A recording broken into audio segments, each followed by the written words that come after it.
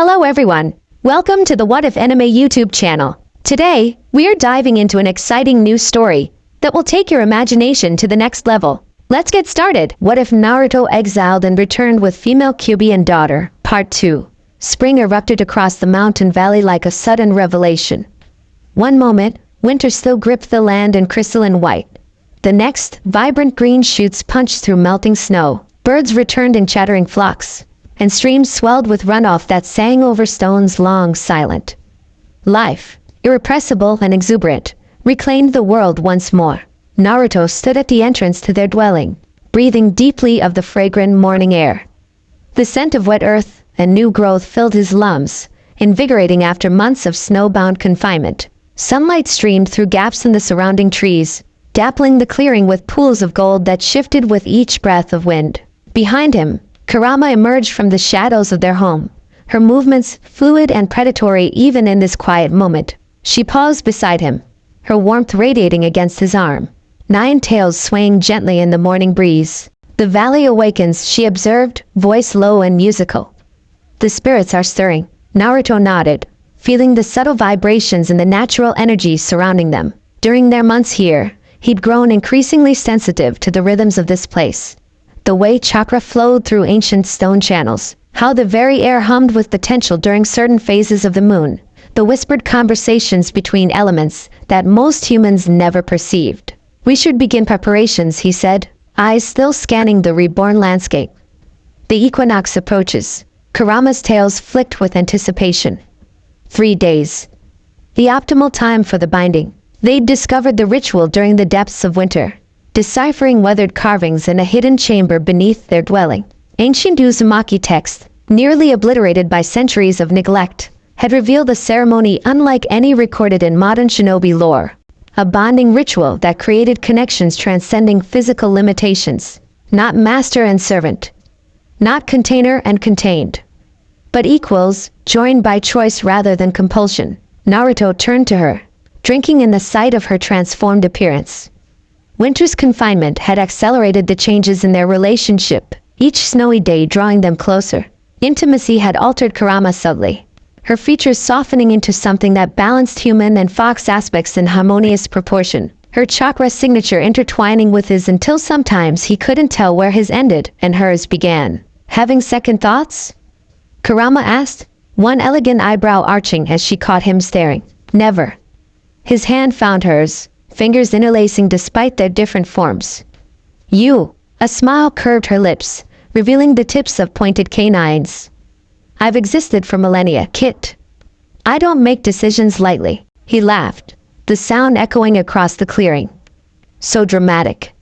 You've been practicing that line for days, haven't you?" Her tails lashed once in mock irritation, but her eyes danced with humor. "Thousands of years of wisdom, and this is the respect I receive." Their banter, once barbed with genuine tension, had transformed into something comfortable and affirming. They moved together back into their dwelling, hands still linked, to continue preparations for the ceremony that would formalize what had already grown between them, a bond neither had imagined possible before. Exile forced them to see each other with new eyes. The union ceremony, the spring equinox dawned clear and perfect, as if nature herself approved their intentions. Naruto rose before the sun, performing ritual ablutions in the icy mountain stream that bordered their clearing. The shock of cold water against his skin was purifying, washing away not just physical impurities but spiritual stagnation as well. On the opposite bank, Kurama conducted her own preparations, 9 tails fanned behind her in a display of undisguised power. Unlike Naruto, she stood fully clothed in the rushing water, allowing it to flow around and through her as her chakra flared in controlled bursts that sent ripples across the surface. They worked in parallel, either speaking, the only sounds the gurgle of water and occasional calls of awakening birds. The ritual required separation before union, a reminder that they came to this joining as distinct entities with their own histories, strengths, and burdens. As the sun's first rays spilled over the eastern mountains, they emerged from the water, dripping and invigorated. Their eyes met across the stream, silent communication passing between them with the ease of long familiarity. With synchronized movements, they began the approach to the ceremonial grounds they'd prepared over preceding days. The site was a natural amphitheater nestled within the ruins, a perfect circle of stone ringed by 7 weathered pillars carved with spiraling patterns. At the center stood an altar of white stone, its surface inlaid with channels designed to direct chakra in specific patterns. Around the perimeter, they'd placed offerings gathered according to ancient instructions: spring water from 7 different sources, earth from sacred grounds, flowers that bloomed only at equinox, crystals that resonated with natural energy. "It's beautiful," Naruto breathed, taking in the scene now bathed in golden morning light. Their work had transformed the crumbling ruin into something that echoed its original majesty, a testament to Uzumaki ingenuity and reverence for forces beyond human comprehension. Kurama nodded, her expression unusually solemn. "Your ancestors understood harmony in ways modern shinobi have forgotten. These rituals weren't about dominance or power, but balance." They approached the circle from opposite sides, each carrying final components for the ceremony. Naruto held a scroll containing sealing formulas transcribed from the hidden chamber, meticulously recreated with pigments they'd produced from natural materials. Kurama carried a small clay vessel containing a mixture of their blood and chakra, combined during the full moon according to precise instructions. At the circle's edge, they paused, the significance of the moment landing with full weight. What they planned was unprecedented. No human and tailed beast had ever attempted such a union of free will. The possible consequences stretched beyond their imagining. "Last chance to reconsider," Kurama said quietly, her voice carrying across the stone circle. Naruto's response was to step forward, crossing the threshold into the sacred space. "I choose this. I choose you." Something flickered in Kurama's ancient eyes, vulnerability quickly masked by determination. She matched his movement, entering from her side. "As I choose you." They converged at the central altar, placing their ceremonial items with careful precision. Standing on opposite sides of the white stone, they began the ritual that would bind them in ways no force sealing ever could.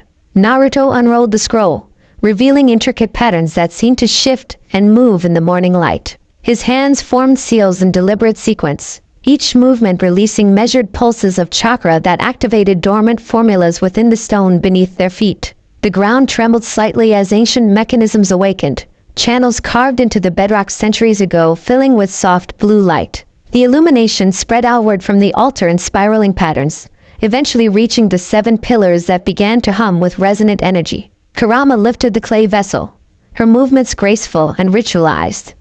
She spoke words in an ancient language, not the common tongue of modern shinobi, but something older that seemed to bypass human understanding and speak directly to the elements themselves.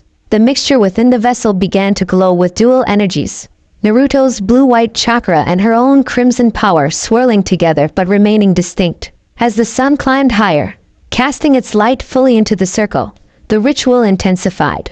The scroll beneath Naruto's hands began to smoke, not burning but transforming, characters lifting from the paper to hang suspended in the air between them.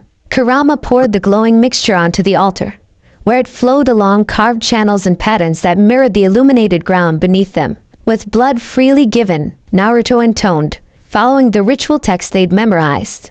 With chakra freely shared, Kurama responded, her voice resonating with harmonic undertones. Together, they spoke the binding words. 2 paths converge, either surrendered, both transformed. The suspended characters from the scroll began to orbit around them, picking up speed until they formed rings of luminous text. The mixture on the altar pulsed in rhythm with their heartbeats, which had synchronized without conscious effort. Naruto extended his hands across the altar. Kurama met them with her own, clawed fingers interlacing with his. Where they touched, energy crackled visibly, not the violent discharge of conflicting powers, but the harmonious merging of complementary forces. "Hi, Naruto Uzumaki, offer partnership without dominance, strength without subjugation, loyalty without limitation. Hi, Kurama of the 9 Tails, offer wisdom without manipulation, power without corruption, freedom within connection." The words weren't merely ceremonial. Each syllable carried binding power, solidified by the chakra infusing the sacred space. As they completed their declarations, the orbiting characters contracted suddenly, spiraling inward to encompass their joined hands. Pain flashed briefly as the sealing formula etched itself into their flesh. Not a containment seal like those that had bound tailed beasts to unwilling hosts for generations, but a connector, a bridge between separate entities who remained distinct even as they joined. The design that appeared on their skin was neither the spiral of Naruto's original seal nor any known binding formula. Instead, it manifested as an elegant double helix that wrapped around both their wrists and forearms, glowing with mingled blue and crimson light before settling into their skin like a living tattoo. As the new seal completed its formation, the world around them seemed to hold its breath. The ambient sounds of the forest fell silent. The light intensified to near-blinding brilliance, then contracted to a single point between their joined hands. When the flash subsided, they stood unchanged physically, but something fundamental had shifted. The connection between them, once maintained through the modified seal on Naruto's abdomen, had transformed into something more organic, more complete. They remained separate beings, but the boundaries between them had become permeable, chakra flowing freely in both directions without the constraints of traditional sealing methods. "It worked," Naruto whispered, coloring his voice as he felt the new bond settling into place, stronger than any jutsu, more intimate than any physical connection. Kurama's response was nonverbal, a surge of emotion through their freshly forged link that conveyed more than words ever could. Wonder, relief, and something deeper, warmer, that neither had fully named yet but both increasingly embraced. As if responding to the successful completion of the ritual, nature itself seemed to celebrate around them. The 7 pillars resonated with harmonic tones that rippled outward. The sky above the circle shimmered with prismatic light despite the absence of clouds. And most surprisingly, spirits began to materialize around the perimeter, the natural guardians of the valley emerging to witness this unprecedented union. The mountain tanuki they'd rescued months before stood on hind legs, gem-like eyes glowing with approval. Water sprites danced above the small stream that cut through one side of the clearing. Wind eagles circled overhead, their wing beats creating patterns in the air that echoed the spirals beneath the couple's feet. "We have witnesses," Kurama observed, her tails swaying with pleased surprise. "The valley acknowledges our bond." Naruto grinned, the expression lighting his face with boyish delight despite all he'd endured. "Think they'll throw us a reception?" Kurama's laugh, once so rare, now increasingly frequent, rang across the stone circle. Irreverent as always, even in sacred moments. "You wouldn't have me any other way." His hands squeezed hers, still linked across the altar. "No," she admitted, crimson eyes softening. "I would not." As the ceremonial energies gradually dissipated, returning to the earth from which they'd been temporarily borrowed, Naruto and Kurama remained in the circle, hands joined, foreheads touching across the altar. The new bond hummed between them, settling into their chakra networks like it had always belonged there. Not human, not beast, but something new, a harmony of opposites that defied categorization. The first of its kind, but perhaps, they both silently hoped, not the last. "Dimensions beyond. Focus," Kurama instructed, her voice cutting through Naruto's frustrated haze. "You're trying to force it." The pathway responds to invitation, not demand. They stood in a secluded grove several miles from their dwelling, a place where the boundary between physical and spiritual realms grew naturally thin. 3 days had passed since their binding ceremony, and they'd spent much of that time exploring the new dimensions of their connection. The bond had brought unexpected gifts. Naruto found his sensory abilities dramatically enhanced, perceiving chakra patterns with clarity that once would have required sage mode. Kurama discovered her physical form had stabilized, no longer requiring constant chakra maintenance to remain manifested outside their shared seal. But the most intriguing development was one they were still struggling to master: access to realms beyond the material world. "I am focusing," Naruto grumbled, sweat beading on his forehead as he attempted the technique again. His hands formed the unique seals they developed together, channeling chakra through the binding mark on his arm. "It just feels slippery, like trying to grab smoke." Kurama circled him slowly, tails swishing with barely contained impatience. "Because you're thinking like a human shinobi, treating dimensions as locations to travel between, when they're actually states of existence to resonate with." She stopped behind him, placing her hands on his shoulders. Through their connection, he felt her chakra harmonizing with his own, guiding rather than overwhelming. "Close your eyes. Don't visualize a destination. Feel the frequency of this place. Then shift your own energy to match a different tone." Naruto exhaled slowly, releasing tension and preconceptions. With eyes closed, the world transformed from visual input to pure sensation. The subtle vibrations of natural energy flowing through the grove, the whisper of wind through new leaves, the steady pulse of their connected chakra. Following Kurama's guidance, he stopped trying to reach for something beyond and instead allowed his own energy to modulate, shifting from the familiar frequency of the material world to something higher, more ethereal. The transition, when it finally happened, wasn't the dramatic jutsu activation he'd expected. There was no puff of smoke, no flash of light, just a subtle shift in the quality of air against his skin, a change in the ambient sounds around them. "Open your eyes," Kurama murmured, her voice carrying new harmonic undertones in this altered space. Naruto obeyed, breath catching at the transformed landscape. They stood in the same grove, recognizable by its basic geography, but profoundly changed. Colors had intensified beyond normal perception. Tree bark shimmered with internal light. Grass blades glowed with vibrant life force. The sky overhead pulsed with energies invisible in the material realm. More strikingly, they weren't alone. Spirit creatures moved freely here, some resembling animals from the physical world but with ethereal alterations, others defying categorization entirely. Living manifestations of elemental chakra that flowed rather than walked through the luminous vegetation. "We did it," Naruto breathed, turning slowly to take in the spectacular vista. "Where exactly are we?" "The borderlands," Kurama replied, her form subtly different here, more radiant, her tails leaving trails of fiery light as they moved. The threshold between human reality and deeper spiritual dimensions, a place where physical and metaphysical overlap. Naruto took an experimental step, feeling the strange sensation of moving through space that was simultaneously solid and fluid. "It feels alive.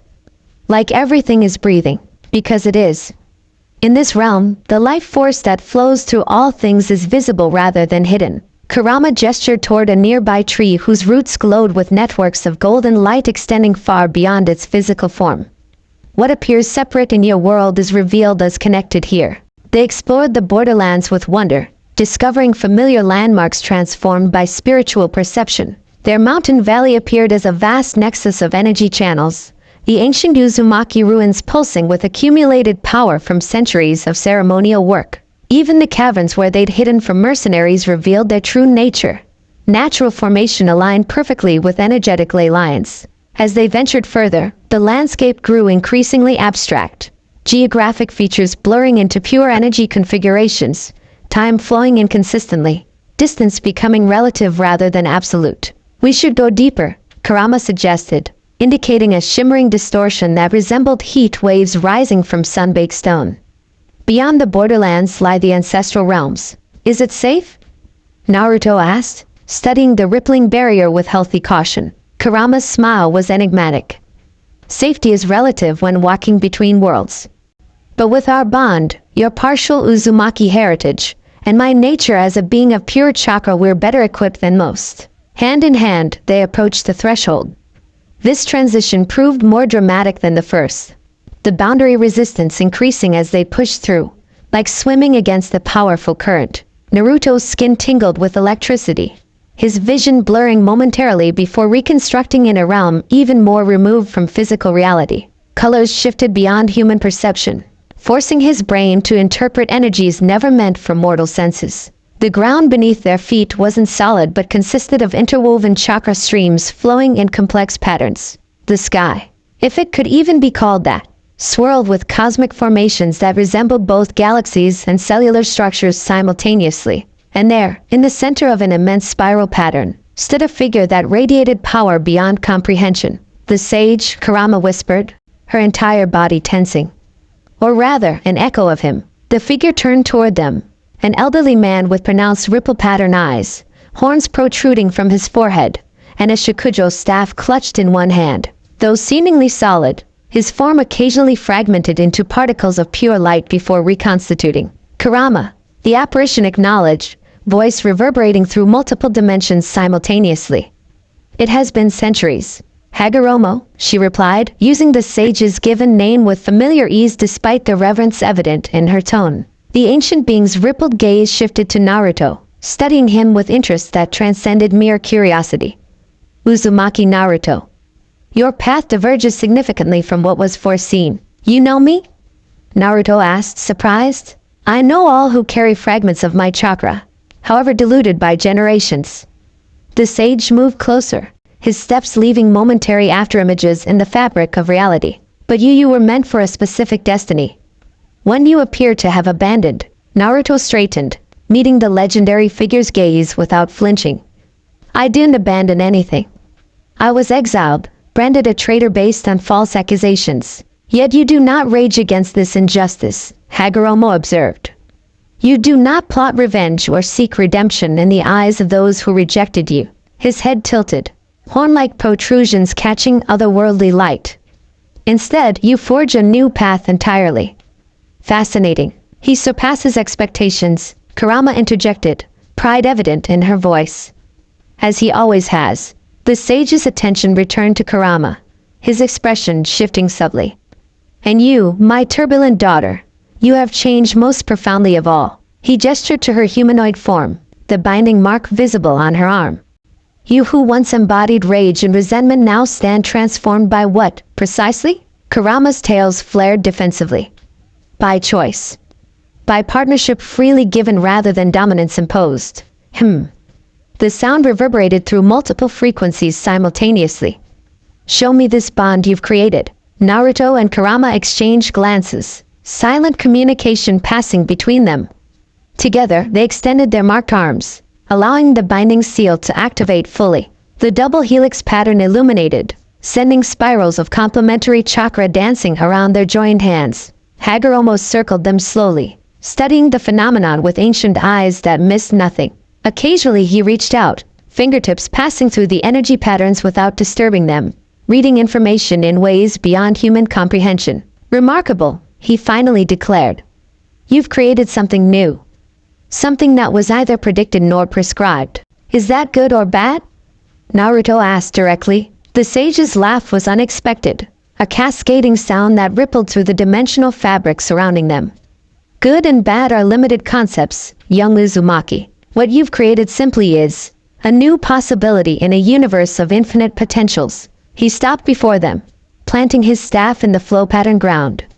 Your binding integrates chakra systems never meant to harmonize, creating resonance where conflict was assumed inevitable. The implications extend far beyond your individual existence. Kurama tensed beside Naruto. What implications? Balance, Hagoromo replied simply. Since I divided the 10 tails into 9 separate entities, the spiritual and physical realms have maintained precarious equilibrium. Humans sealed tail beasts, using their power while fearing their consciousness.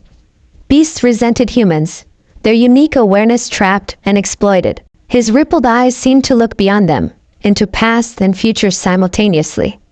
But you, he gestured to their joined hands, have created a third option. Neither domination nor separation, but true symbiosis. We didn't do it to change the world, Naruto said. We did it because he hesitated, finding the simple truth unexpectedly difficult to articulate. Because we wished to be together. Kurama finished for him, her voice steady despite the vulnerability of the admission. Because separation had become more painful than the risk of deeper connection. Something softened in the sage's ancient countenance, a flicker of recognition, perhaps even approval. The purest motivations often create the most profound change. He raised his staff, tapping it once against the flow ground.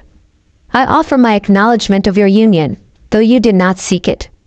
And a warning, though you did not ask for it. The dimensional space around them pulsed, colors shifting toward darker spectrums. Great change approaches the shinobi world.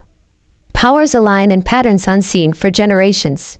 The balance I established fractures under pressures both seen and hidden. You mean what's happening in Konoha? Sasuke's manipulations?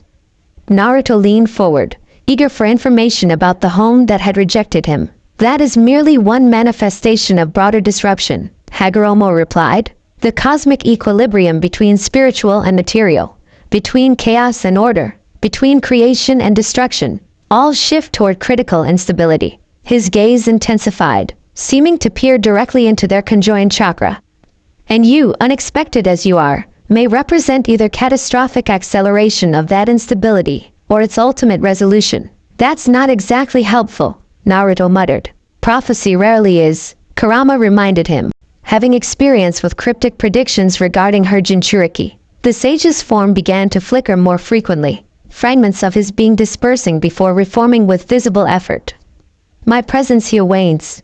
I exist now primarily as fragmented consciousness, scattered across dimensional boundaries.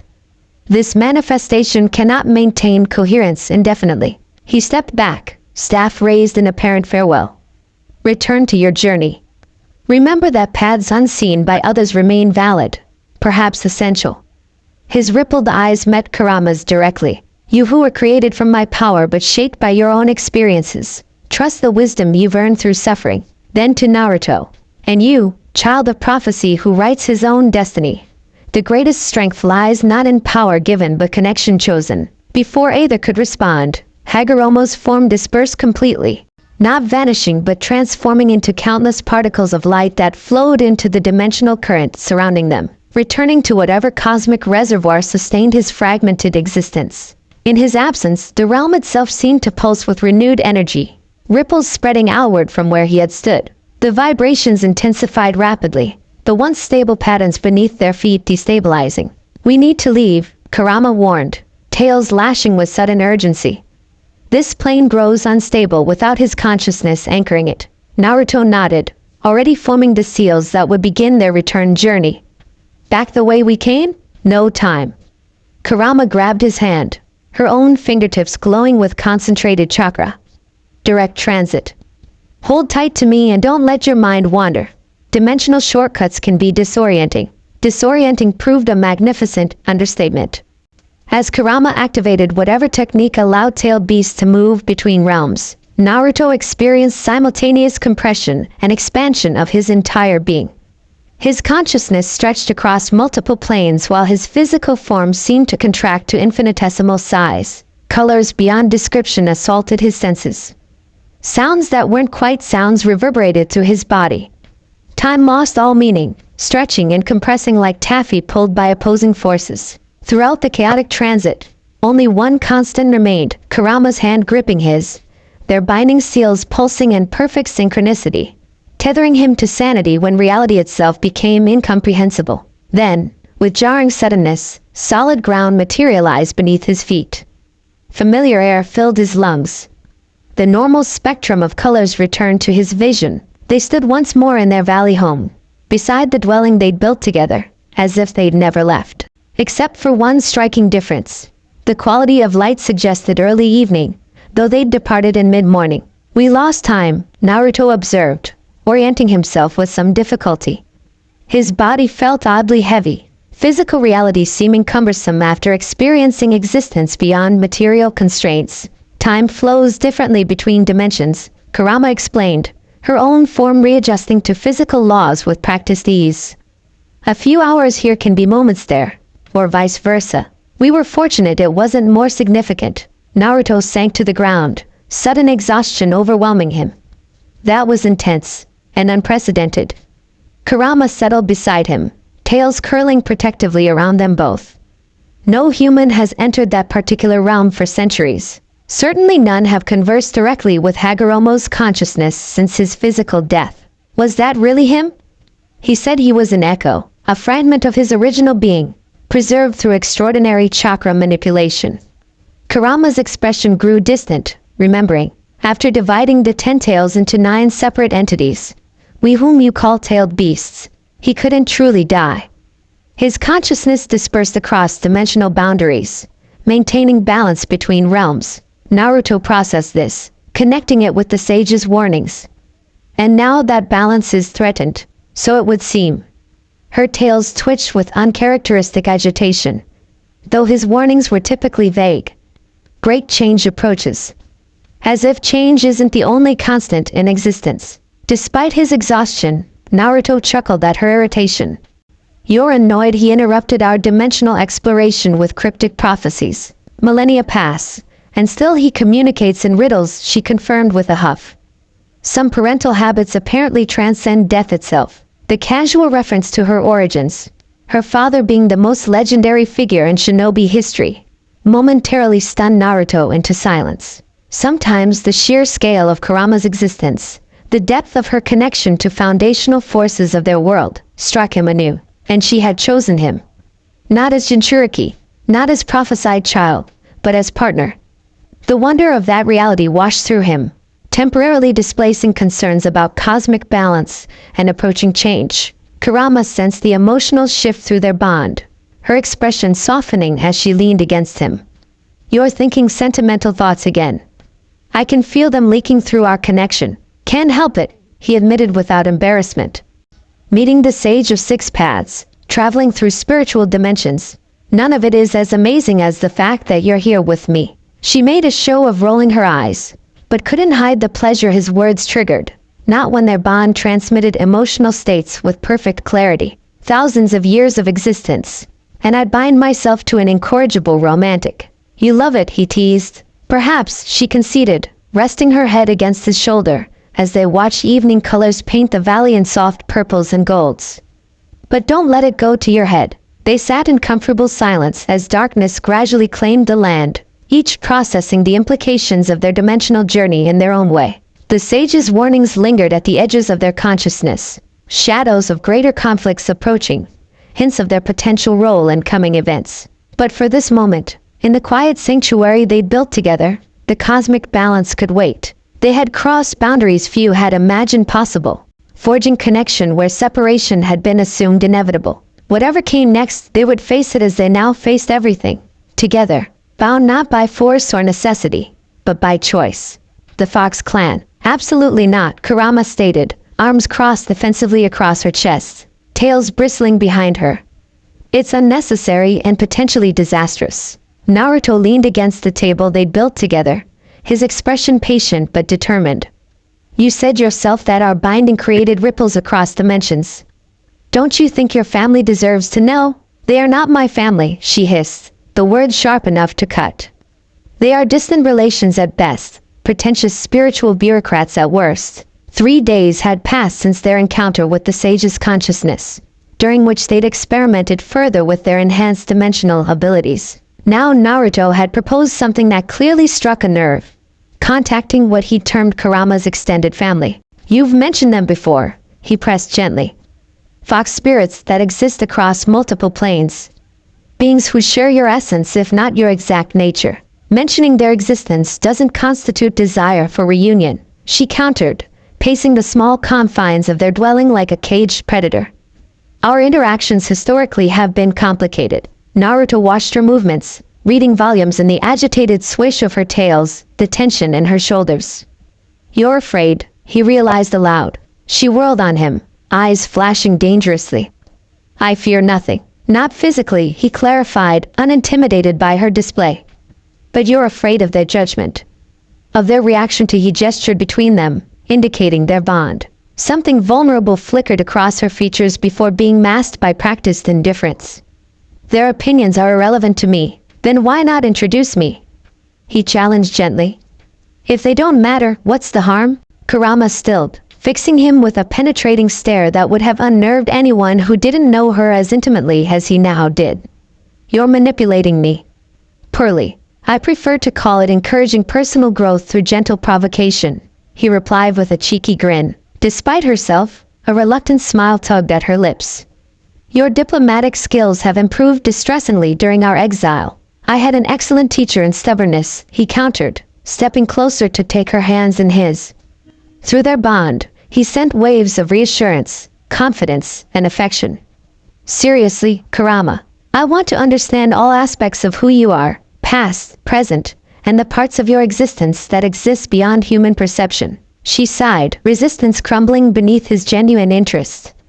"They're insufferable, hierarchical, and obsessed with cosmic protocol. They'll be scandalized by our bond and entirely too interested in examining you like some exotic specimen." "Sounds like meeting the in-laws in any dimension," he quipped. "This isn't a joke, Naruto," she warned, though her tone had softened. "The Fox clan exists across multiple planes simultaneously. Their perception of reality differs fundamentally from human understanding. Their customs and expectations follow laws that would seem arbitrary and contradictory to you. So guide me," he suggested simply. "Like I would guide you through human social expectations if we ever returned to civilization." The comparison gave her pause. After several moments of internal debate visibly playing across her features, she relented with obvious reluctance. "Very well. but we establish boundaries in advance. We visit as equals, not as supplicants. We explain our bond without seeking approval. And we leave the moment I determine the situation is becoming problematic. Agreed, Naruto said quickly, before she could reconsider. When do we go? Kurama glanced toward the window, gauging the position of the moon just visible through swaying branches. The confluence is strongest at midnight. We'll depart then. The intervening hours passed swiftly as Kurama prepared Naruto for the impending meeting. She explained complex hierarchies based on tail numbers, age, and spiritual resonance. She coached him on appropriate greetings, subjects to avoid, and diplomatic phrases in the ancient language fox spirits used among themselves. Remember, they exist simultaneously across multiple planes, she emphasized as they made final preparations. What you'll perceive is merely the aspect they choose to present to beings of limited dimensional perception like yourself. Limited dimensional perception, he repeated with amusement. Your family's going to love me. They're not, she began automatically, then caught herself. Just follow my lead and try not to challenge any being with more than 7 tails. Their concept of humor often involves metaphysical transformations that humans find distinctly uncomfortable. As midnight approached, they moved to the ceremonial circle where they performed their binding ritual. The space retained residual energy from that working, making it an ideal launch point for interdimensional travel. Under the silver light of a waxing moon, they stood hand in hand at the circle's center. The realm we're accessing isn't the borderlands or the plane where we encountered Hagoromo, Kurama explained. It's a nexus point, a dimensional crossroads where spiritual beings can manifest aspects of themselves without fully leaving their native realms. Like an interdimensional meeting room? Naruto suggested, trying to conceptualize the unfamiliar. Close enough, she conceded. Ready? He nodded, squeezing her hand.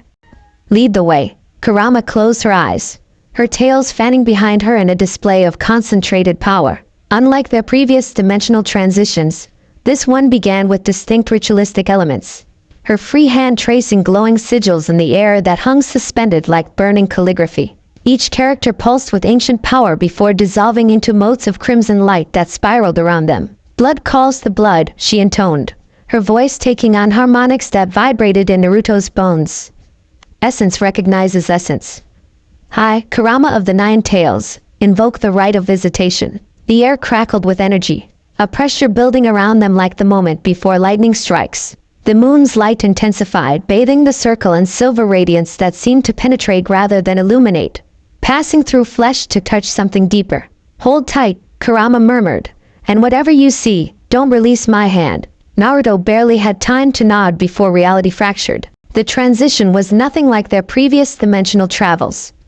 Instead of shifting between planes, they seemed to splinter into countless fragments, each containing a piece of consciousness, before being violently reassembled according to unfamiliar principles.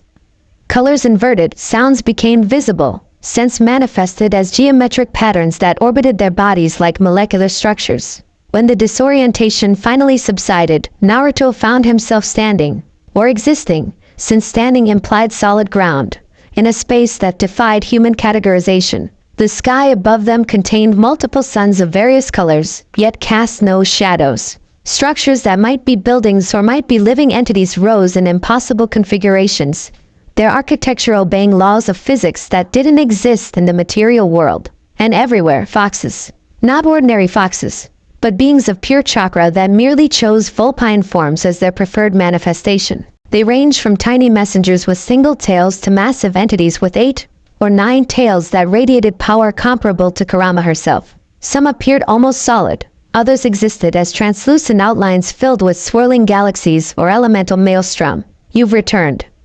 The voice came from everywhere and nowhere, eventually localizing in a massive silver fox with 9 tails that shimmered like moonlight on water. Unlike the others, this being projected age and authority in waves of palpable force. After millennia among humans, the prodigal returns. Kurama's grip on Naruto's hand tightened fractionally. Elder Inari. Your domain prospers, I see. The great fox's attention shifted to Naruto, eyes like twin supernovas examining him with uncomfortable intensity. And you bring this. How unprecedented. This, Kurama replied with dangerous softness, is Naruto Uzumaki. My partner. My equal. My chosen. The declaration sent visible ripples through the gathering. Fox spirits of various sizes shifting and murmuring among themselves in a language that sounded like whining through autumn leaves mixed with distant chimes. Elder Inari's tails lashed once, silencing the assembly. Interesting terminology. Partner. Chosen. Words that imply volition rather than circumstance. The massive head tilted, studying them from another angle. Yet the remnants of a containment seal linger in your conjoined chakra. Explain this contradiction. Our history began with force sealing. Naruto spoke up, refusing to be discussed as if absent. Our present is defined by mutual choice. We've created something new. His direct address to the elder caused another stir among the gathered spirits. A smaller fox, russet-colored with 6 tails, darted forward aggressively. The human speaks without permission. Such disrespect to the gathering. The human, Kurama countered icily, is under my protection and stands as my equal. He speaks when he chooses. The 6-tailed fox bristled, literally, its fur standing on end as sparks of elemental fire danced between the raised hairs. Absurd. No human can equal even the least among us, let alone one of the 9. Enough, Kasai. Elder Inari's voice cut through the tension like a blade. Your passion exceeds your wisdom, as always. Silver eyes returned to Naruto, evaluating with ancient intelligence, though the question stands. What makes this human worthy of such unprecedented association? Naruto met the elder's gaze steadily. I don't claim to be worthy by your standards, elder. I only know that Kurama and I have walked a path together that transformed us both. The worthiness is in what we've become together, not what I am alone. A thoughtful silence followed his words, broken eventually by a new voice, melodic and feminine, belonging to a fox of deep blue coloration with 8 elegant tails that flowed like water. I sensed the binding mark upon them both, she observed, circling the pair with graceful movements. Ancient Uzumaki workmanship, adapted and evolved. Fascinating. Of course you would find it fascinating, Mizuko, said another fox spirit, this one green-tinted with 7 tails shaped like leaves. You've always been overly interested in human sealing arts, and you've always been willfully ignorant of anything beyond your forest domain. Hayashi, Mizuko retorted without rancor. These two have created something genuinely new, a bridge between our kind and humanity that doesn't rely on dominance. Elder Inari rose, massive form towering over the assembly. With deliberate movements, the ancient fox approached Naruto and Kurama, close enough that Naruto could feel the pulse of its enormous chakra. Cool and sharp like the highest mountain air. Show me this binding, the elder commanded. Conceal nothing. Kurama hesitated, a flicker of uncertainty passing through their bond. Naruto squeezed her hand reassuringly, sending wordless support through their connection. Together, they extended their marked arms, allowing the binding seal to activate fully. The double helix pattern illuminated, spiraling around their forearms in intricate patterns that pulsed with their synchronized heartbeats. As the seal manifested completely, their chakra signatures became visible to the assembled spirits. Naruto's blue-white energy and Kurama's crimson power intertwining like cosmic dance partners, distinct yet harmonized. Elder Inari lowered its massive head, nose nearly touching the activated seal. Its eyes flashed with analytical light, reading the complex formula in ways beyond human comprehension. After a long examination, it straightened, expression unreadable. Unprecedented indeed, the elder finally pronounced. Neither subjugation nor submission. A true symbiosis. Silver eyes narrowed, focusing on Kurama. You, who raged against captivity for centuries. You, who swore vengeance on all humanity. You now bind yourself willingly to a mortal? Kurama met the elder's gaze without flinching. I do. Why? The simple question hung in the dimensional crossroads, weighted with millennia of history and expectation. The assembled fox spirits leaned forward collectively, awaiting her response. Kurama's tails swayed in a pattern Naruto had come to recognize as deep contemplation. When she spoke, her voice carried absolute conviction, because in all my long existence, only Naruto has truly seen me, not as weapon or monster or mere chakra construct, but as myself. Because when given absolute power over me, he chose partnership instead. Because the freedom I find in our bond is more authentic than the isolation I claimed as independence.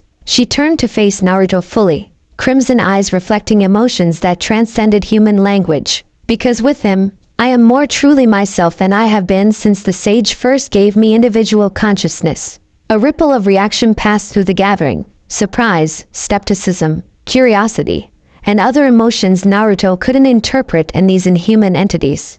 Elder Inari remained impassive, silver tails shifting in patterns that perhaps conveyed meaning to the other spirits. And you, human, the elder addressed Naruto directly. What do you gain from this arrangement? Power? Immortality? Knowledge beyond mortal reach? Naruto smiled, the expression transforming his face with genuine warmth. I gain Kurama. That's enough. The simplicity of his answer seemed to confound the ancient fox more than any elaborate explanation could have. Elder Inari's tails twitched in what might have been surprise before settling into perfect stillness. Curious, the elder murmured, more to itself than the assembly. After all this time, to witness something truly new. Before further discussion could unfold, commotion erupted at the gathering's edge. Spirits parted as another fox approached, this one wild-looking with unkempt orange fur and four frantically lashing tails. Dimensional intrusion.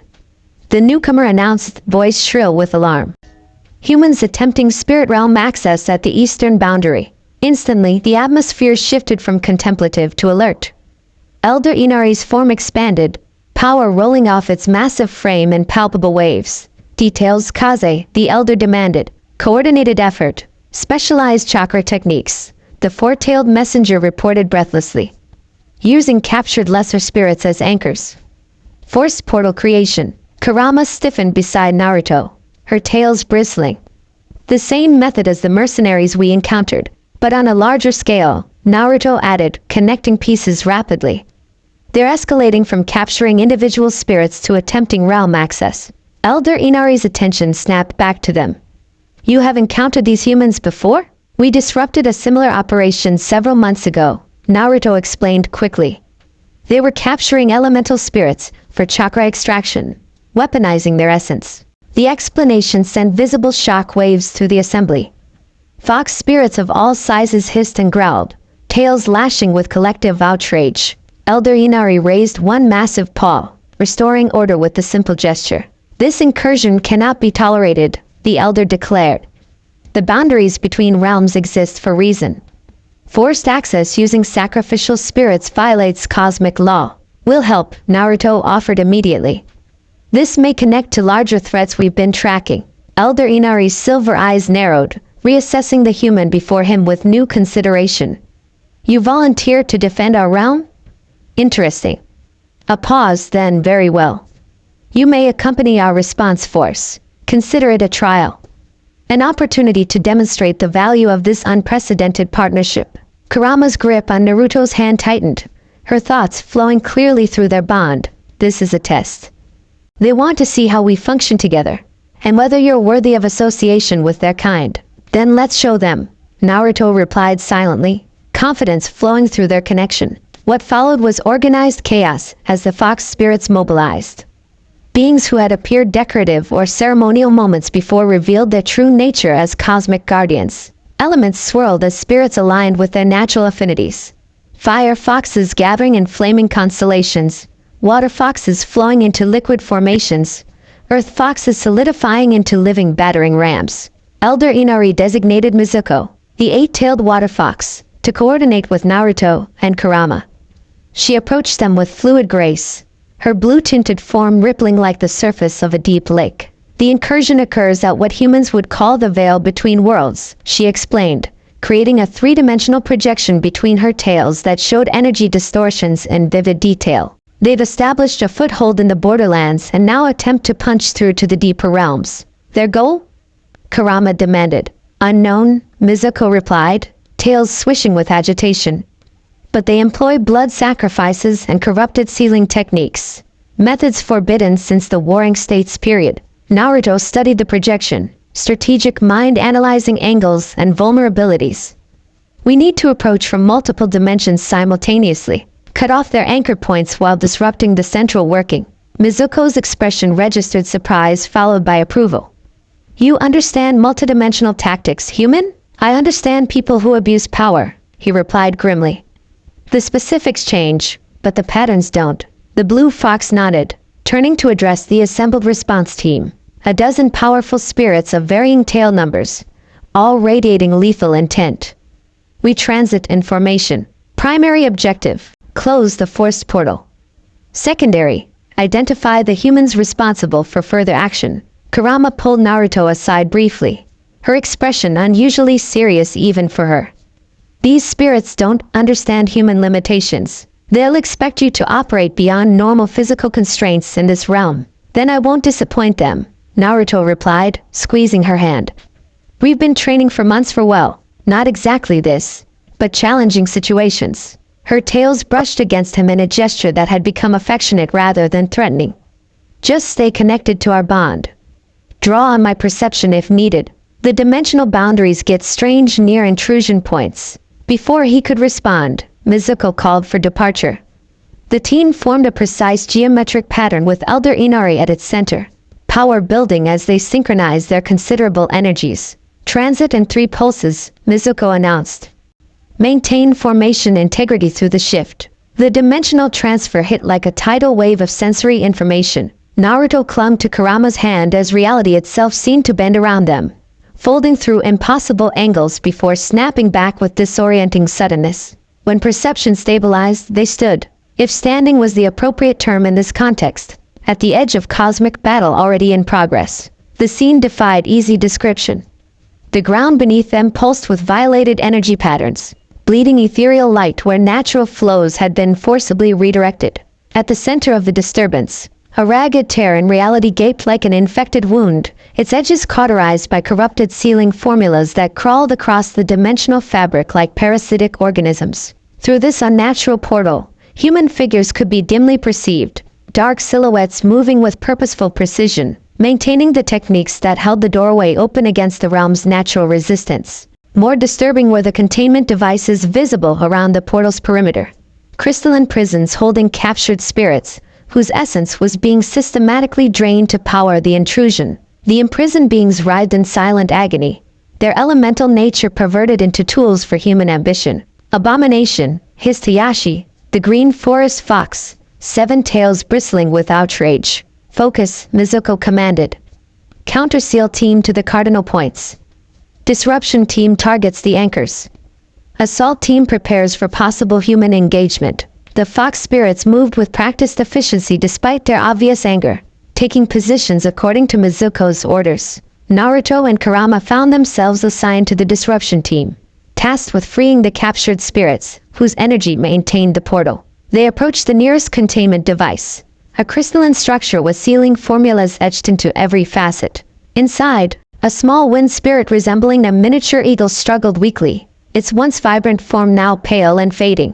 Standard extraction setup, Kurama observed grimly, but modified for continuous energy harvesting rather than single-use collection. Naruto examined the seals with expert eyes, identifying the complex formula's structure. Uzumaki-based work, but corrupted.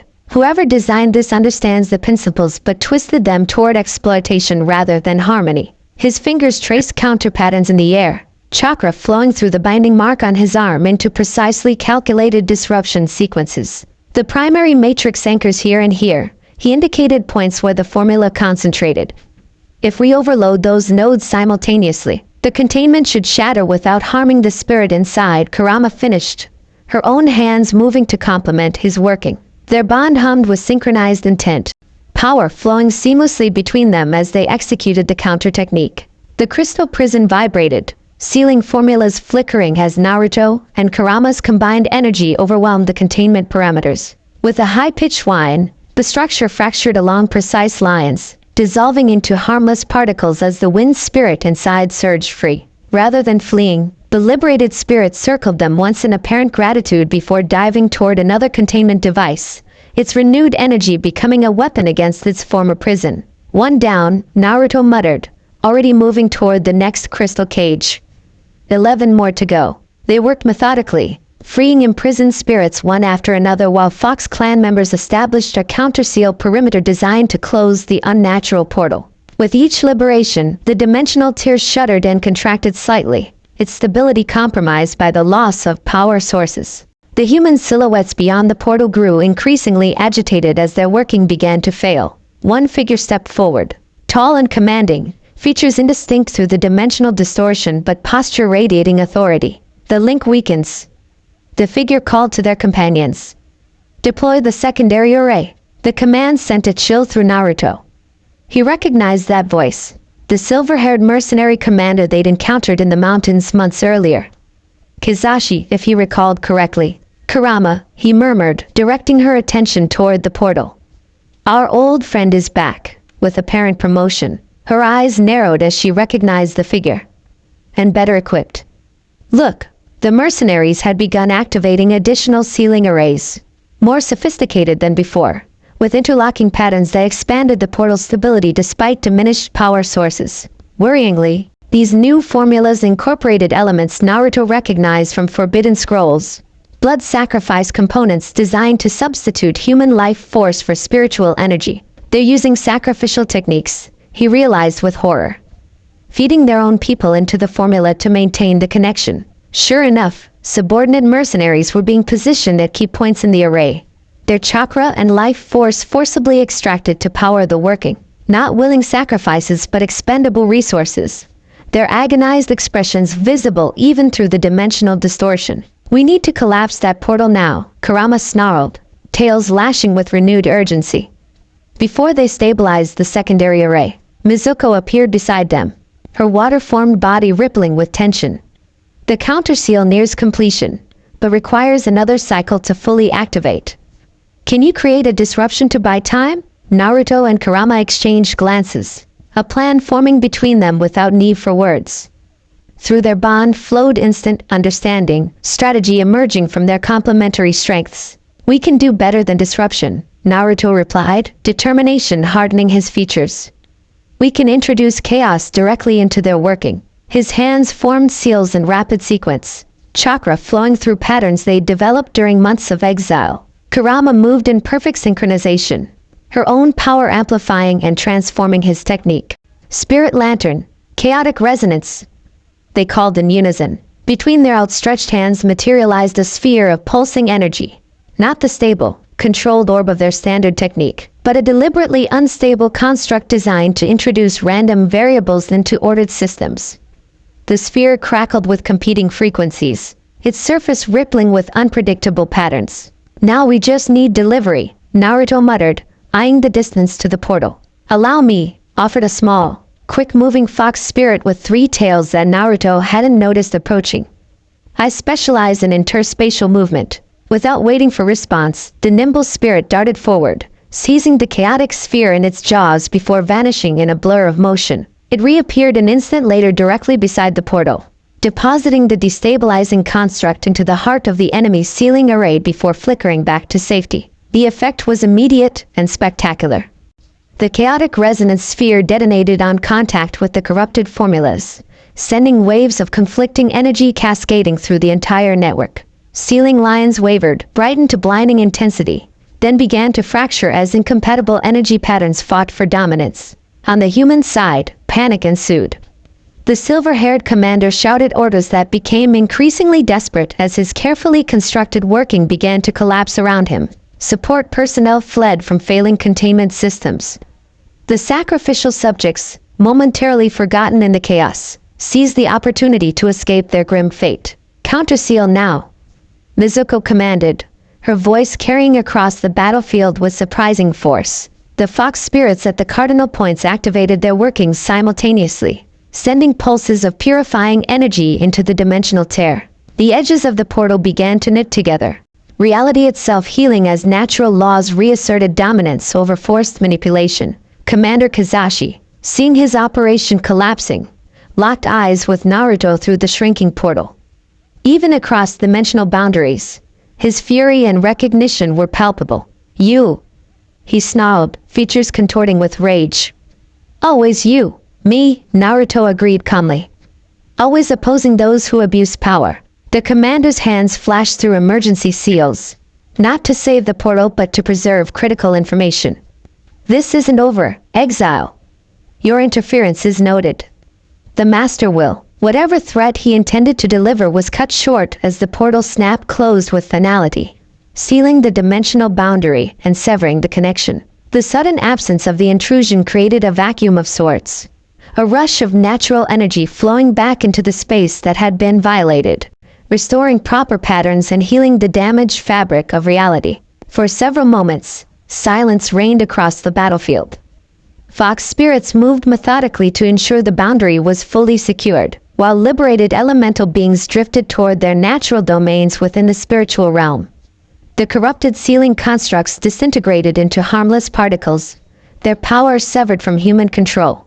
Elder Inari approached the side of the closed portal, massive paws leaving impressions in the dimensional substrate that glowed briefly before healing themselves. Silver eyes examined the repaired boundary with ancient wisdom that read more than merely surface conditions. The violation is contained, the elder pronounced finally, though not without cost. The boundary is thinned here, more vulnerable to future attempts. They'll try again, Naruto stated with certainty. That commander, Kizashi, he mentioned a master. Someone directing these operations from above. And he recognized you, Mizuko observed, flowing closer in her liquid form. This was not random encounter. Kurama's tails lashed with agitation. The techniques they employed, corrupted Uzumaki sealing methods combined with blood sacrifice components, suggest sophisticated knowledge of forbidden arts and resources, Naruto added grimly. Those weren't standard mercenaries. Their equipment, their coordination, their willingness to sacrifice their own. That indicates military discipline with ideological commitment. Elder Inari's tails swayed in a pattern that conveyed deep contemplation. This incursion represents escalation from previous human interactions with spiritual realms. They sought not merely to extract power but to establish permanent access, a bridgehead between worlds. For what purpose? Asked Hayashi, the forest fox, joining their circle. Nothing good, Naruto replied bluntly. Based on our previous encounter with Kizashi, they're developing weapons using spirit essence. Access to entire spiritual realms would exponentially increase their capabilities. A somber silence followed this assessment, each being present contemplating implications that stretched beyond individual concerns to threaten cosmic balance itself. Finally, Elder Inari spoke, ancient voice resonating across multiple frequencies simultaneously. The Fox clan acknowledges the service rendered today. Silver eyes focused on Naruto with new evaluation, particularly the contribution of this unprecedented partnership. Kurama straightened beside Naruto, pride evident in her posture. We function as one entity with dual natures. Our bond allows perspectives and abilities neither would possess alone. So we observe, the elder acknowledged, massive head inclining slightly. It appears Hagoromo's fragment was correct. You represent something genuinely new in the cosmic order. Naruto blinked in surprise.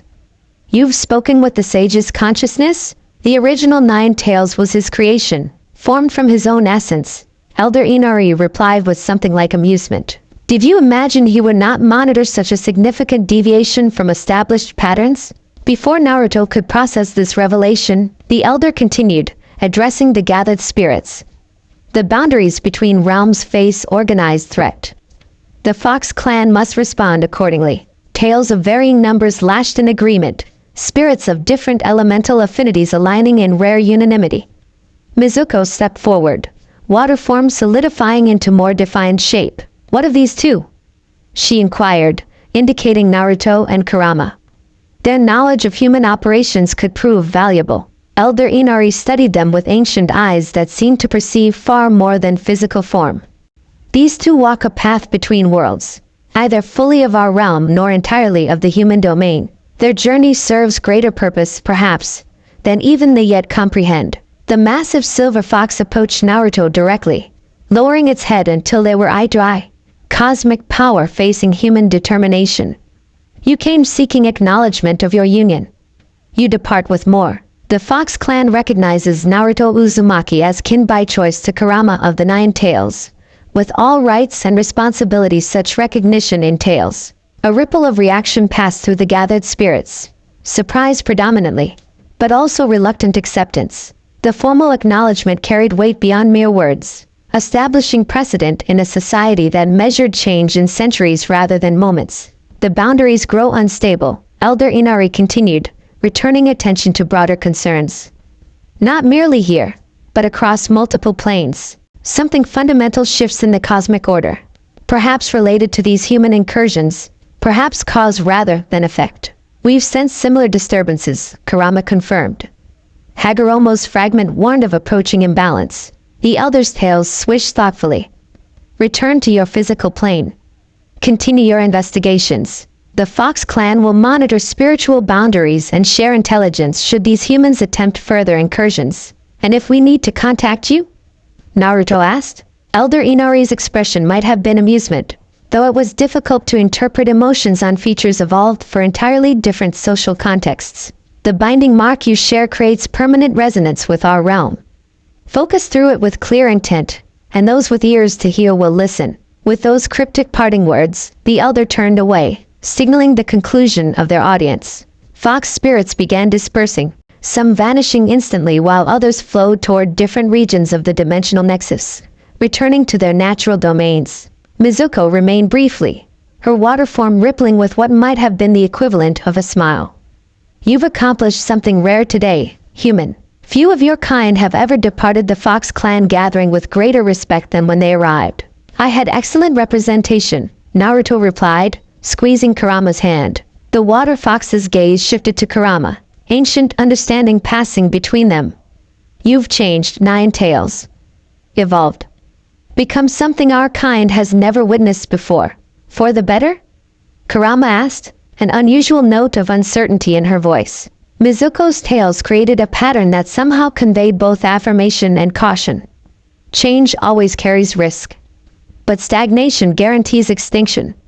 I, for one, find your transformation hopeful. With that, she dissolved into flowing ribbons of blue-white energy that streamed away into the dimensional currents, leaving Naruto and Kurama alone in the gradually emptying nexus. That went better than expected, Naruto observed, releasing a breath he hadn't realized he was holding. Kurama's expression remained guarded, tails swishing with residual tension. Don't celebrate prematurely. Clan politics are labyrinthine. Public acknowledgement doesn't equate to universal acceptance. Still, he persisted, your family didn't eat me or transform me into a decorative pond ornament. I'm counting that as a win. They're not she began automatically, then stopped herself with visible effort. Perhaps distant relations would be acceptable terminology. Naruto grinned, the expression lighting his features with boyish charm that contrasted sharply with the cosmic backdrop surrounding them. Progress. Next you'll be inviting them to seasonal gatherings. Don't push your luck, Uzumaki, she growled. But the threat held no real heat. Through their bond flowed complex emotions, lingering anxiety, surprising relief, and something deeper that might be called belonging. As the dimensional nexus began its natural cycle of dissolution around them, Kurama initiated their return transit, a gentler process than their outbound journey, guided by her intimate knowledge of spiritual pathways. Reality shifted around them in kaleidoscopic patterns before resolving into the familiar stone circle of their valley home. The spring night greeted them with mundane beauty, crickets chirping in nearby grass, moonlight silvering the ancient ruins, a gentle breeze carrying the scent of wildflowers. After the overwhelming sensory experience of the Fox clan's domain, the simplicity felt both jarring and comforting. Naruto dropped to the grass, suddenly exhausted. Dimensional travel and spiritual battle had drained his reserves more thoroughly than physical combat ever could. Kurama settled beside him, her own form showing signs of fatigue, tails drooping slightly, movements less fluid than usual. Your trial by combat, she observed dryly. Not what we anticipated when seeking family introductions. Story of my life, he replied with a tired smile. Nothing ever goes according to plan. They sat in comfortable silence for several moments, processing the implications of their experience. Finally, Naruto voiced the concern that had been building since the portal's closure. That commander recognized me instantly, across dimensional boundaries. And he mentioned a master coordinating these operations. His expression sobered, earlier humor fading beneath strategic focus. This isn't random resource exploitation. Someone is systematically targeting power sources with specific knowledge of sealing techniques. Kurama nodded, crimson eyes narrowing. The corrupted Uzumaki methods. the focused targeting of elemental spirits, the attempted realm breach, all suggest sophisticated understanding of interdimensional mechanics, which narrows the suspect pool considerably. Naruto continued, connecting dots rapidly. How many people in the shinobi world possess that level of knowledge about both ancient sealing arts and spiritual realm access? Few outside the major villages, Kurama confirmed grimly. And fewer still with resources to mount operations of this scale. Their eyes met in silent understanding, the same name forming in both their minds, Sasuke Uchiha. The ambitious former teammate who had orchestrated Naruto's exile. The brilliant strategist with access to Konoha's forbidden scrolls and research facilities. The Rinnegan wielder with natural affinity for dimensional manipulation. We need more information, Naruto decided, rising despite his fatigue. Concrete evidence before making accusations. Kurama stood beside him, tails regaining their usual fluid movement as she shook off exhaustion. Agreed. And perhaps it's time we venture closer to civilization again. These operations must have supply chains, information networks, command structures that touch the physical world. As they walked back toward their dwelling, Naruto's mind raced with implications and possibilities. The peaceful interlude of their valley sanctuary had served its purpose, healing wounds, building strength, forging their unprecedented bond. But larger forces were moving in the world beyond, threatening balance across multiple realms. Whatever came next would test not just their individual abilities but the strength of the connection they'd built. A bridge between human and tailed beast, between physical and spiritual, between isolated power and shared purpose. Under the spring stars, with renewed determination hardening his features, Naruto made a silent vow. This time, when he faced the forces threatening what he loved, he wouldn't stand alone. This time, he had a partner whose choice to stand beside him meant more than all the power or position he'd lost. And that made all the difference. Summer blazed across the land like divine fire, transforming the hidden valley into an explosion of life and color.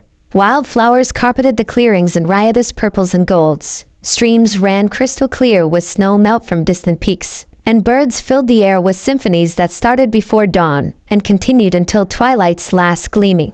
Inside their dwelling, Naruto sat cross-legged on the floor, meticulously etching ceiling formulas into a wooden panel. Sweat beaded on his forehead despite the relative coolness of the stone structure, his concentration so absolute that he barely noticed the discomfort. The intricate symbols flowed from his brush with practiced precision, a far cry from the sloppy calligraphy of his academy days. That's the 14th time you've redrawn that particular sequence, Kurama observed from the doorway, her voice tinged with both amusement and concern. Perfection is admirable, but obsession becomes counterproductive.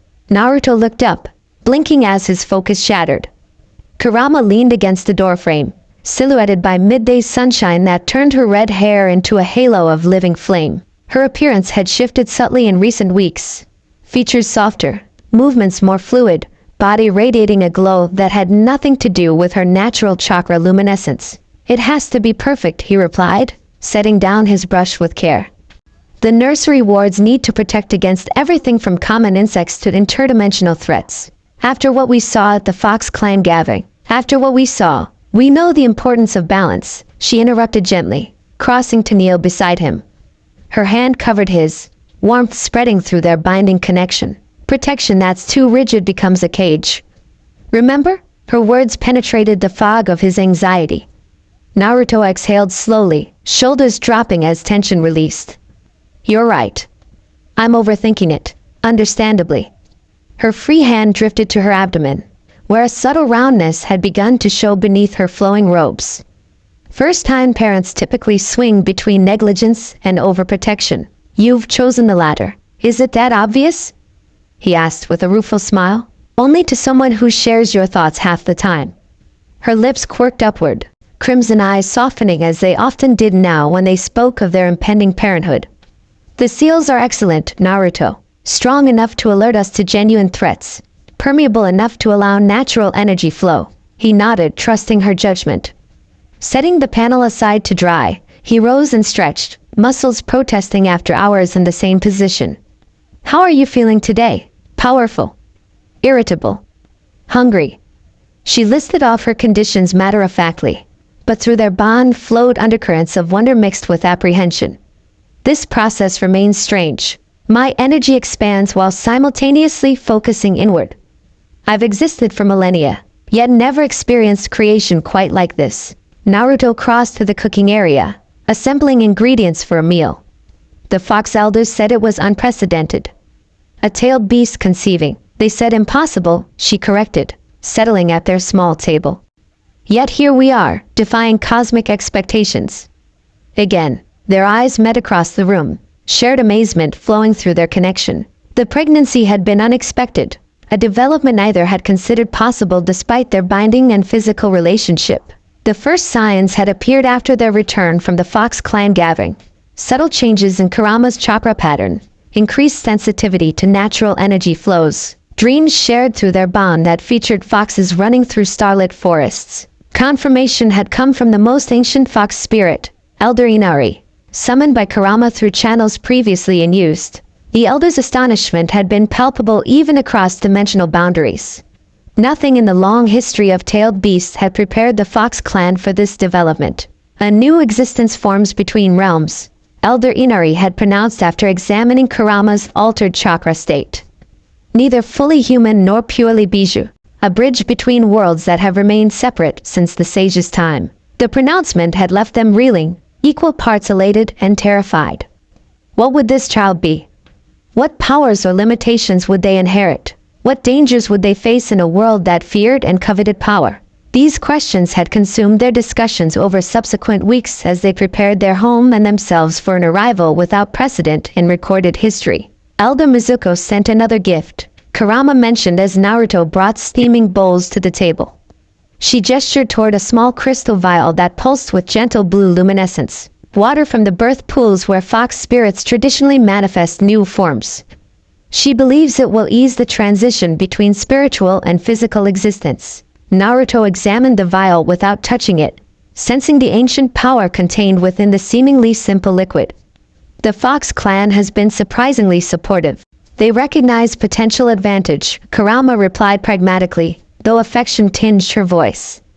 A being connected to both worlds strengthens their influence in the human realm. But yes, their acceptance exceeds my expectations. They ate in comfortable silence, summer breeze carrying the scent of sun-warmed pine through open windows. Despite the uncertainty of their situation, moments like these had become precious. Simple domesticity between two beings whose earlier relationship had been defined by conflict and containment. I've been thinking, Naruto said, setting down his empty bowl.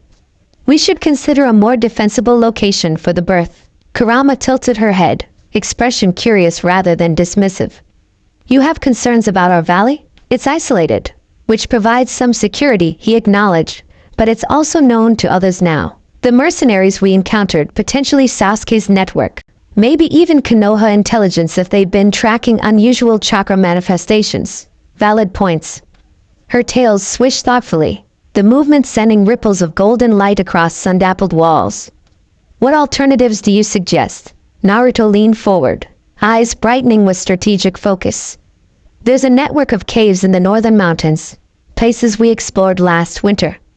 Natural formations enhanced by ancient Uzumaki sealing work, easily defended, multiple escape routes, and situated above a convergence of natural energy channels that would mask our chakra signatures. The sacred pools, Kurama nodded, recognition flaring. A powerful location. The boundaries between physical and spiritual are naturally thin there. Exactly. His hand sketched patterns in the air, mapping their potential sanctuary. We could prepare it gradually over the next month, transfer essential supplies, establish multi-layered protections without drawing attention through sudden movements. She studied him, a smile playing at the corners of her mouth. Your strategic abilities have developed impressively during our exile. I had an excellent teacher in paranoia, he replied, echoing her own words from months earlier. Her laugh filled the room like summer thunder, deep and resonant, yet somehow delicate. Another change the pregnancy had brought, emotions flowing more freely, less constrained by centuries of practiced control. Very well, she agreed, tails settling into relaxed curves behind her. We'll prepare the sacred pools. But remember, her expression sobered slightly, no sanctuary is impenetrable. Our strongest protection remains vigilance, adaptability, and each other. Naruto reached across the table, taking her hand in his. Through their binding marks flowed unwavering commitment, fierce protectiveness, and something deeper that had grown between them. A love unprecedented between human and tailed beast, between container and contained, between two beings society had never imagined could form such a bond. Together, he affirmed. Like always, preparing for arrival. The sacred pools lay hidden within a labyrinthine cave system that few humans had ever mapped. Natural formations twisted and branched, confounding directional senses and discouraging casual exploration. Ancient Uzumaki sealing work enhanced these natural defenses, creating subtle genjutsu effects that encouraged wrong turns and circular paths for anyone without proper knowledge. Over the weeks that followed, Naruto and Kurama transformed a large central chamber into a sanctuary. The space had natural advantages. A high, domed ceiling studded with luminescent crystals that provided soft, constant light. Multiple connecting tunnels that could serve as escape routes if needed. And most importantly, 3 clear pools fed by underground springs that hummed with natural energy. The water speaks, Kurama observed, kneeling beside the largest pool where crystalline liquid swirled in perfect spirals despite no visible current. Her reflection shimmered and shifted, sometimes showing her humanoid form, other times revealing glimpses of her true fox nature. Ancient voices. Earth memories. Naruto paused in his work, securing support beams for a sleeping platform, to join her by the water's edge. When he touched the surface with tentative fingers, ripples spread in mathematically perfect patterns, and for a moment, he heard it too, whispers at the edge of comprehension, knowledge flowing from depths beyond mere physical reality. They're responding to both of us, he said with wonder. And to what grows between us, Kurama finished, hand resting on her now prominent belly. The pools recognized something in this new chakra signature. Something familiar. Their eyes met, shared questions passing through their bond. Throughout Kurama's pregnancy, they'd felt their child's developing energy, a unique blend of human vitality and bijou power, neither dominating but intertwining to create something entirely new.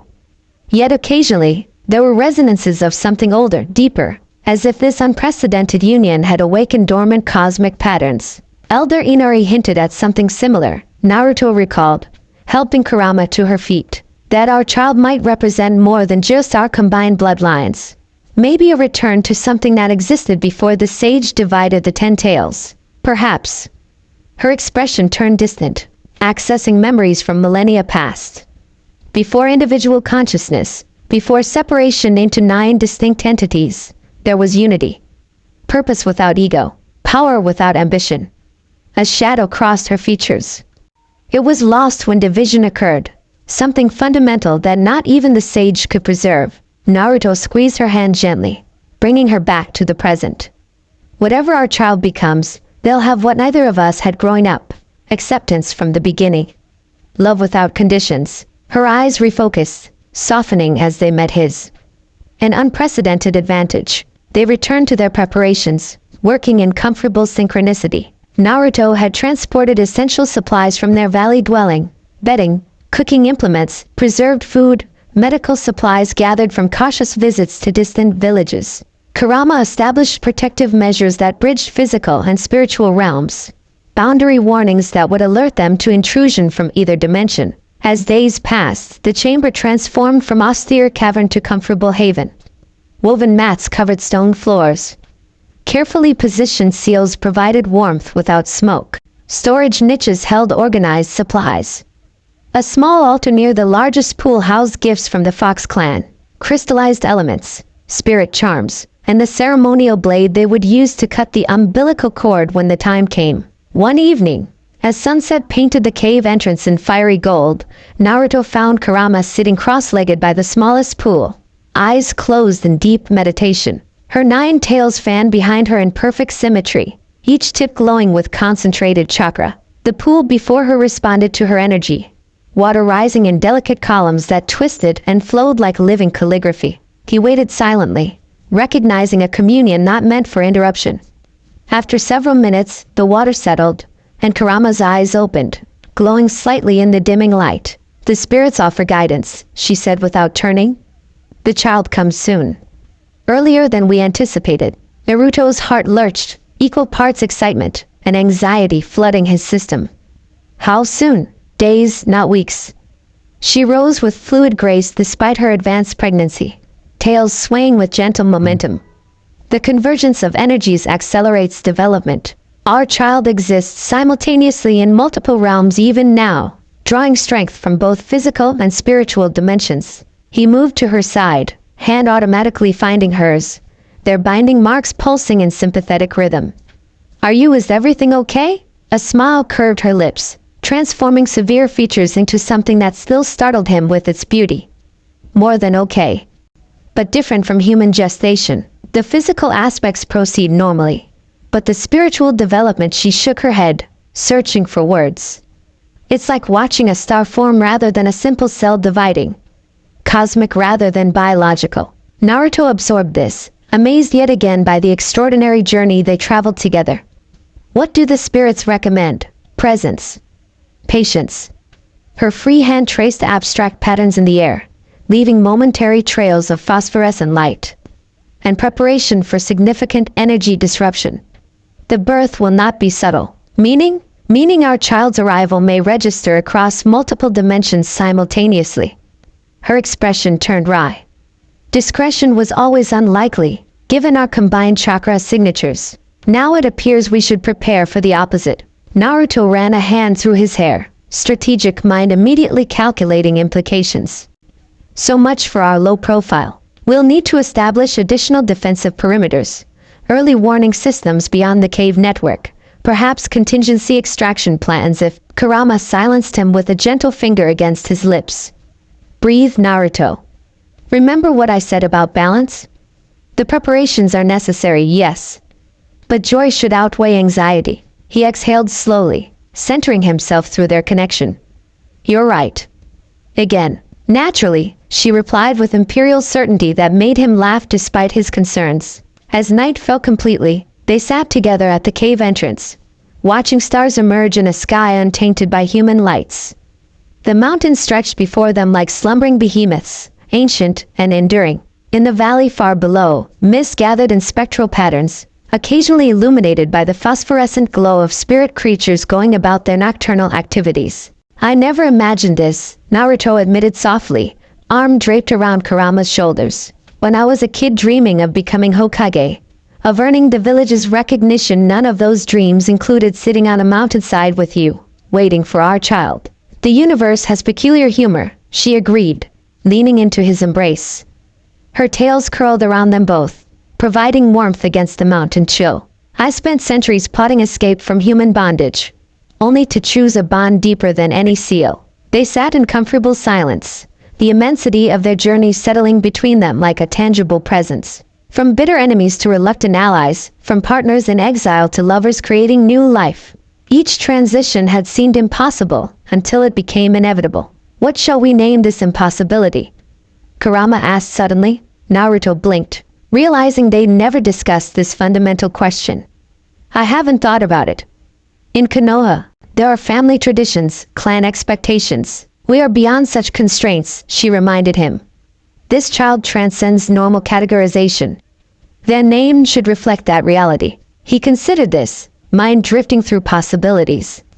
Something that honors both heritages. Something that acknowledges their unique position between worlds. Something with power but not pretension, Kurama added. A name that opens doors rather than defines limits. They exchanged ideas as night deepened around them, stars wheeling overhead in cosmic pageantry. Names from ancient histories, from forgotten languages, from dreams shared through their binding connection. None seemed adequate for the unprecedented being about to join them. What about Narumi? Naruto finally suggested. It echoes my name while being distinct. In ancient Uzumaki dialect, it meant becoming light or emerging radiance. Kurama tested the name silently, lips forming the syllables as she sensed its resonance. Narumi, she repeated aloud. Between darkness and illumination. Between human limitation and spiritual transcendence. Her tails swished with approval. It carries potential without predetermination. Narumi, Naruto confirmed, the name settling between them like a promise. As if responding to their decision, a shooting star blazed across the heavens, momentarily outshining all others before disappearing beyond the horizon. Neither mentioned the coincidence aloud, but both recognized the sense of cosmic acknowledgement. Their child had a name. Now they awaited her arrival with growing anticipation, aware that her birth would irrevocably change not just their lives but potentially the balance between realms that had remained separate since the dawn of shinobi history. The storm's blessing. The signs began subtly. Increased activity among spirit creatures in the mountains, unusual weather patterns that defied seasonal expectations, distortions in the natural energy flows that permeated the region. Within their cave sanctuary, the sacred pools rippled with unsettled motion, water sometimes climbing walls in defiance of gravity before settling back to mirror-like stillness.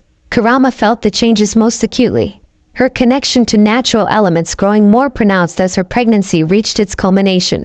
Her physical form fluctuated with increasing frequency between mostly human and predominantly fox aspects, controls slipping as her energy focused inward on the imminent birth. "Something builds," she told Naruto one pre-dawn morning, voice resonating with harmonic undertones that made the crystal formations around them vibrate in sympathy. "Not just within me. Around us. Between realms." He had felt it too. A pressure in the atmosphere like the moments before lightning strikes. A tension in reality itself that made his skin prickle with awareness. Their binding marks pulsed more frequently, sometimes waking them from sleep with surges of synchronized energy. "The pools spoke again last night," he reported, checking their supplies with methodical focus that belied his growing anxiety. "Not in words exactly, but in sensations. Power gathering. Boundaries thinning." Kurama nodded, unsurprised. 9 tails swayed behind her in constant motion, their tips occasionally phasing between physical and spiritual manifestation. "Narumi exists across dimensions even now. Her emergence will create ripples.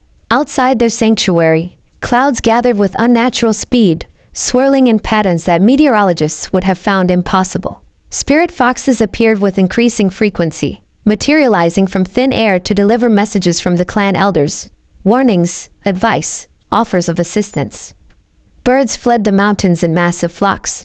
Animals sought deeper shelter, instinctively recognizing the approach of forces beyond mortal comprehension. By midday, the impending energy shift was undeniable. The sacred pools churned with agitated motion, water glowing with internal luminescence. The cave's crystal formations pulsed in synchronized rhythms, emitting tones just at the edge of audible frequency. Static electricity made hair stand on end, sparks jumping between metal objects without apparent cause. And Kurama, magnificent and terrifying, entered the first stages of labor. Her transformation was stunning to witness. As contractions began, her form shifted more dramatically, growing larger and more vulpine. The crimson of her hair intensified until it resembled living flame, flowing around her in defiance of physics. Her eyes glowed with ancient power, pupils vertical slits that reflected knowledge beyond human comprehension. "It begins," she announced, voice reverberating through multiple dimensions simultaneously. "Prepare the central pool." Naruto moved with practiced efficiency, activating seals they positioned around the largest of the sacred pools.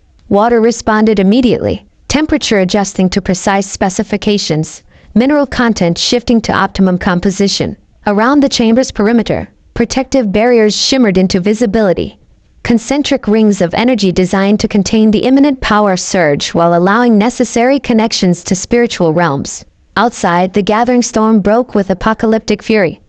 Lightning ripped across skies turned prematurely dark, thunder shaking the mountain with bass vibrations that registered more as physical sensation than sound.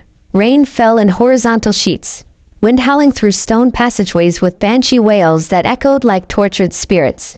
Within their sanctuary, Kurama paced with predatory grace, moving between pools and patterns that formed invisible but potent energy channels. Her contractions intensified, each one releasing pulses of raw chakra that rippled outward through physical and spiritual dimensions simultaneously. The barriers between worlds grow thin. She gasped between contractions, voice shifting between her humanoid timbre and deeper, more primal registers.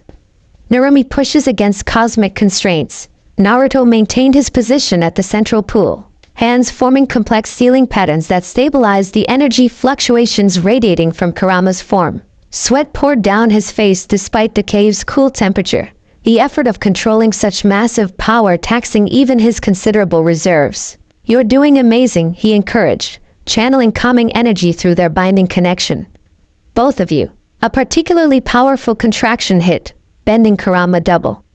The cave responded with sympathetic tremors, small stones falling from the ceiling as the entire mountain seemed to shift on its foundations. For a moment, reality itself appeared to fracture, glimpses of other dimensions visible through momentary rifts in the air, quickly sealed by the protective barriers they'd established. "Something's wrong," Kurama snarled, dropping to all fours as her form expanded further. "Too much resistance between realms. Narumi can't fully manifest in either dimension." Alarm shot through Naruto. "What do we do?" "The binding." She extended her arm where their connection mark glowed with fierce intensity. "We must channel directly, create a conduit between worlds." Understanding flashed between them without need for further explanation. They had prepared for complications, developed contingencies based on the unprecedented nature of this birth. This particular scenario, dimensional resistance, had been among their concerns. Naruto moved to Kurama's side, their marked arms pressing together as they synchronized their chakra flow. Through their binding connection, they created a stabilized pathway, a bridge between human and Bijin nature, between physical and spiritual existence. Now Kurama commanded, guiding them toward the central pool. Water parted as they entered, forming a perfect circle around them as they took position at the pool's center. The liquid wasn't wet in any conventional sense. It flowed around and through them like living energy, supporting their weight, while simultaneously connecting them to deeper currents of natural power. Kurama's next contraction came with seismic intensity. The entire cave system shuddered, crystals humming at frequencies that made blood vibrate in veins. Outside, the storm reached impossible proportions. Lightning strikes so frequent they created continuous illumination, thunder merging into sustained roars that drowned all other sound. Through their joined marks, Naruto felt the dimensional barriers thinning further. What had been momentary glimpses became sustained windows into other realms. The Fox clan's domain visible as overlapping reality, spirit creatures materializing in translucent manifestation. Even fragmentary visions of the cosmic consciousness Hagoromo had become. "She comes," Kurama announced, her form now massive within the pool, 9 tails lashing with such force that reality itself seemed to bend around their tips. The way opens. With a final, tremendous contraction that sent shockwaves through multiple dimensions simultaneously, Kurama brought forth their daughter into the sacred waters. The moment of birth created a perfect silence, the storm outside pausing between thunderclaps, the crystal harmonics cutting off mid-tone, even the water stilling into unnatural immobility. In that suspended moment, Narumi floated before them, tiny yet cosmically significant, physically present yet spiritually transcendent. Her eyes opened immediately, revealing irises of startling blue with vertical pupils like her mother's. Whisker marks adorned cheeks flushed with healthy color. A dusting of red gold hair crowned her perfect head.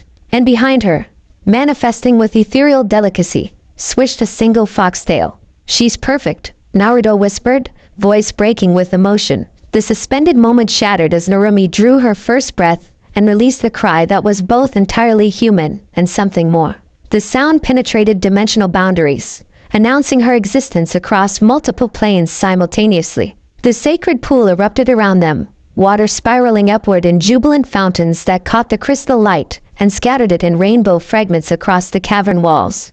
Outside, the storm responded with renewed vigor, not destructive now but celebratory. Lightning painting the sky in spectacular displays while thunder provided percussion for nature's ovation.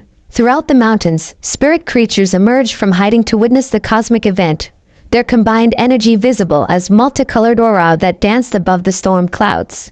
Kurama's form shifted back toward human proportions as she cradled their daughter against her chest. Her expression contained wonder rarely witnessed on features more accustomed to imperial detachment or predatory focus. "Narumi," she murmured, touching the infant's cheek with gentle fingertips.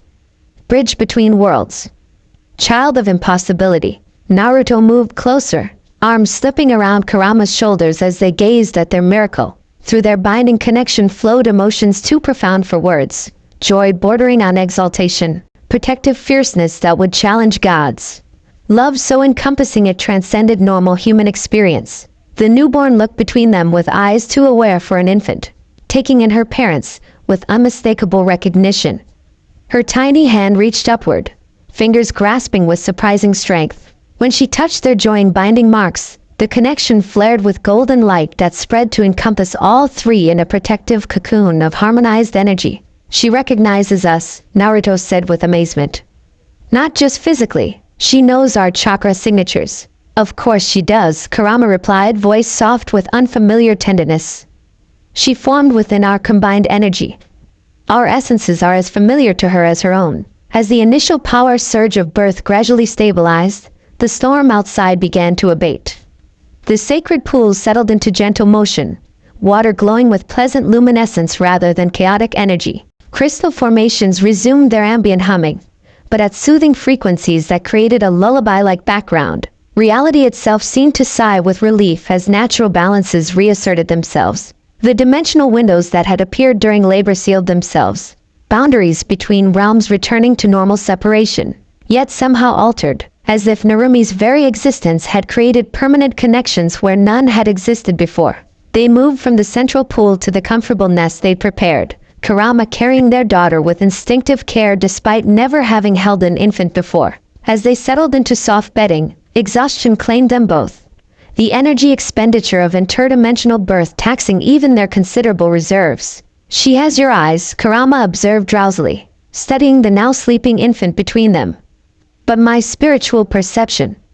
I can sense her awareness extending beyond physical limitations already. And a tail, Naruto added with a grin. Definitely your contribution. Kurama's own tails arranged themselves protectively around their small family. A single tail suggests limited bijou manifestation. But its qualities, she frowned slightly. It's not quite like mine. There's something older in its energy pattern.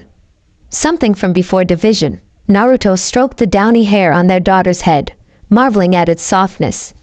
The sage mentioned cosmic imbalance. Maybe Narumi represents some kind of recalibration? A return to harmonies that existed before the Ten Tails was split? Perhaps. Kurama's eyes drifted closed, fatigue overcoming even her formidable stamina. Questions for tomorrow.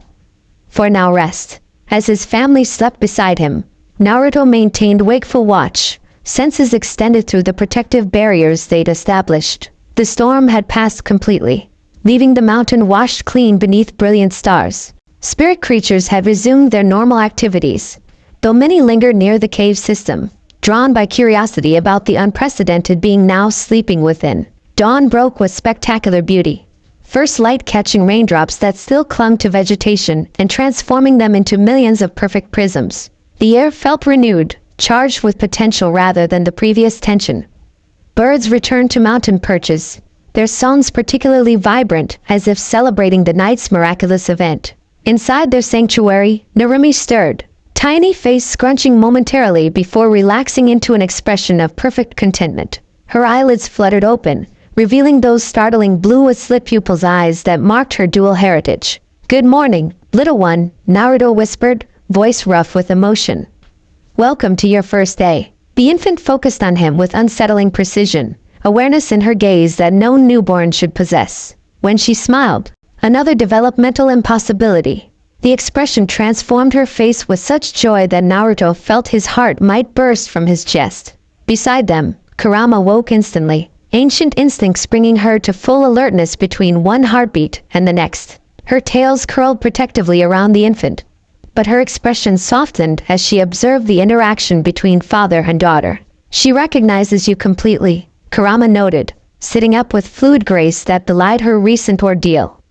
Her chakra reaches for yours like a flower turning towards sunlight. Naruto felt it too, a gossamer connection forming between himself and his daughter, distinct from the binding he shared with Kurama yet harmonious with it.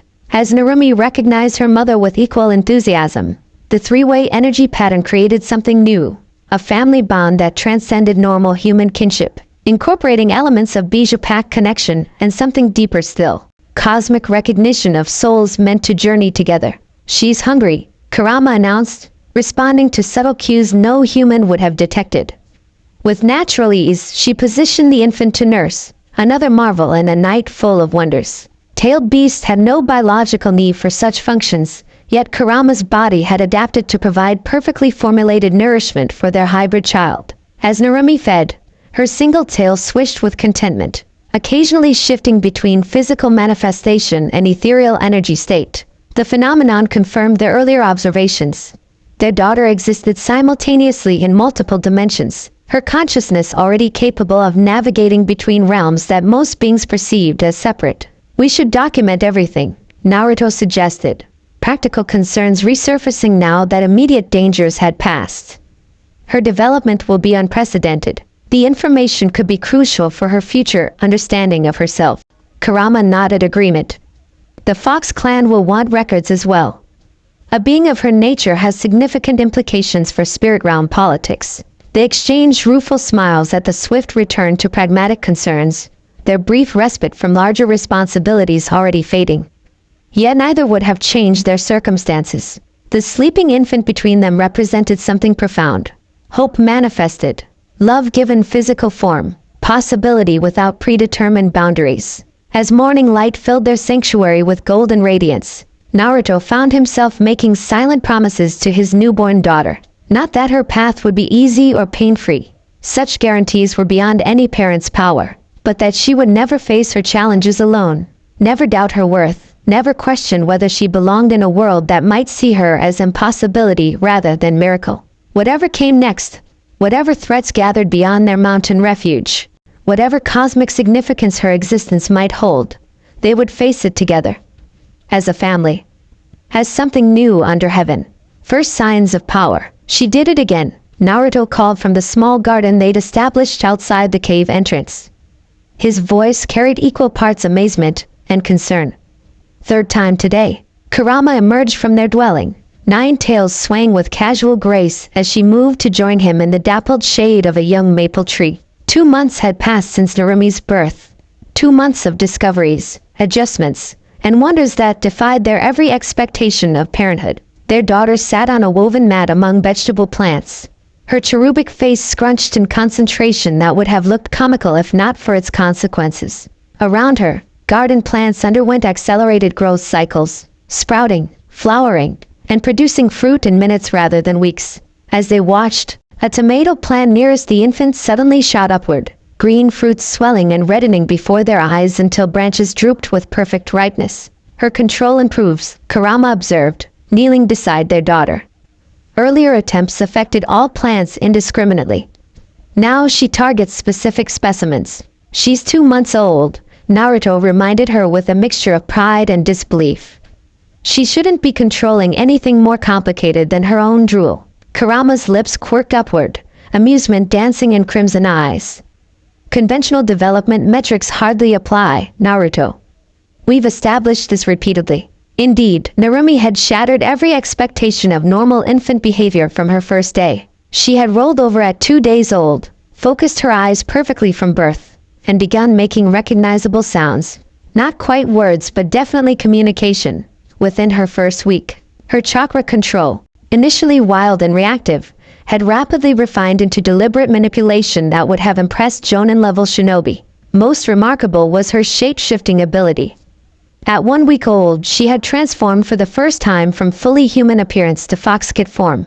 A perfect miniature fox with red gold fur and a single tail. The transformation had occurred during sleep, giving her parents a momentary heart attack when they found a kit instead of a baby in her bedding.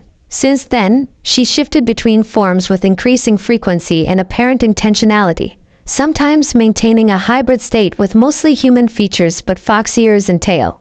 "I've been charting the energy fluctuations," Naruto said, producing a scroll covered with meticulous notes and diagrams. His documentation of Narumi's development had become almost obsessive, combining scientific observation with parental pride. There's a pattern emerging. Her power manifestations correlate with cosmic cycles, stronger during full moons, during dawn-dusk transitions, and when natural energy concentrates in the mountain springs. Kurama nodded, unsurprised. She exists partially in spiritual dimensions. Her energy naturally synchronizes with planar convergences. As if understanding their discussion, Narumi turned toward her parents, eyes bright with intelligence no infant should possess. She made a series of sounds, musical tones rather than normal baby babble, and raised tiny hands toward her mother. Kurama lifted her with practiced ease, settling the child against her chest where Narumi immediately grasped one of her mother's tails with surprising strength.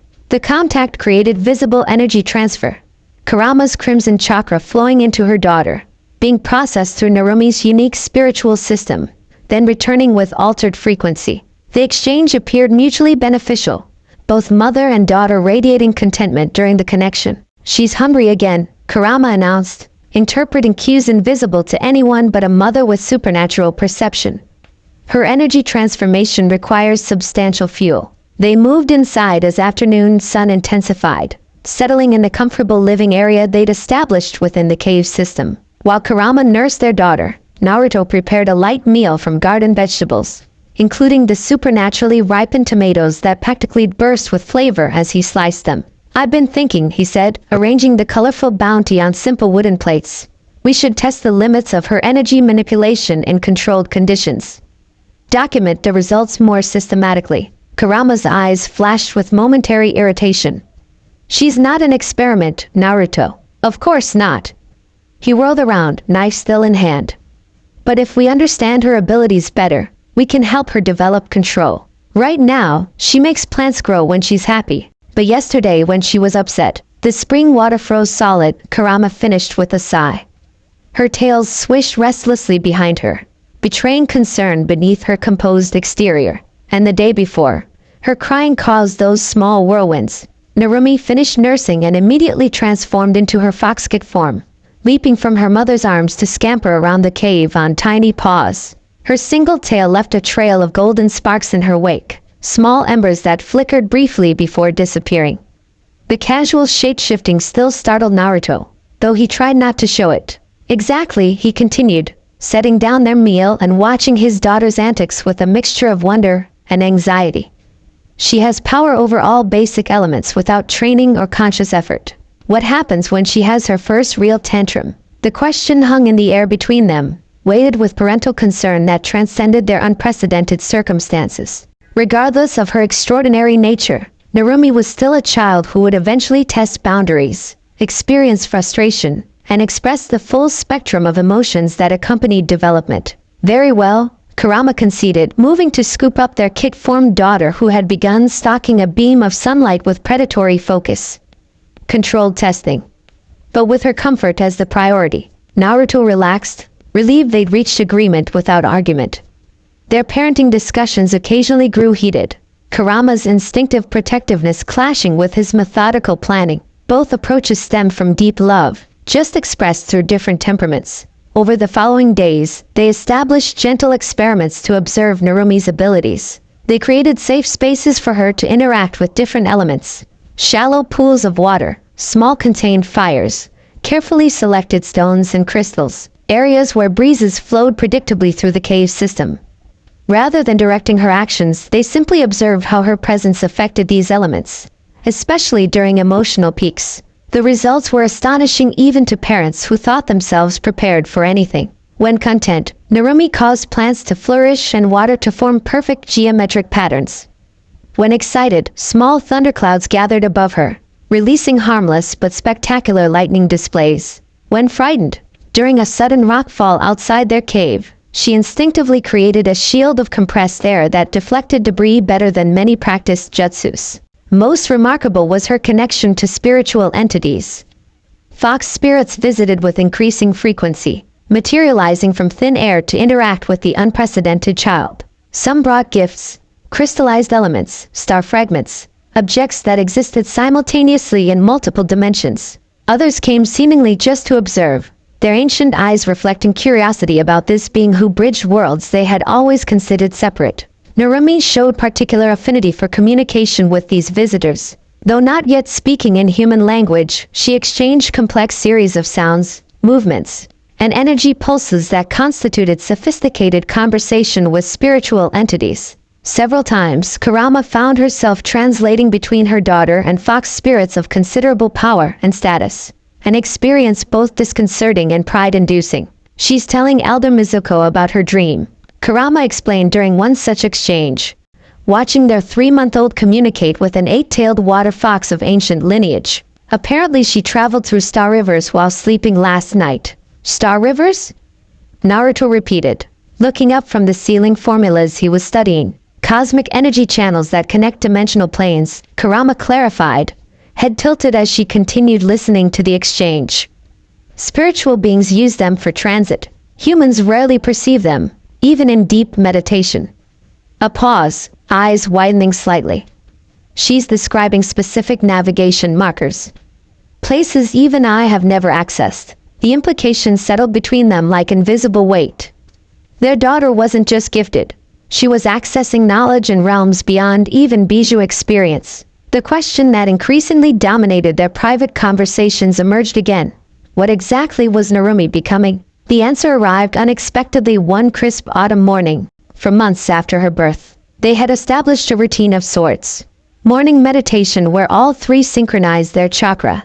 Midday exploration of the mountainside when weather permitted. Evening storytelling where Naruto shared tales of his childhood and Kurama reluctantly recounted sanitized versions of her ancient past.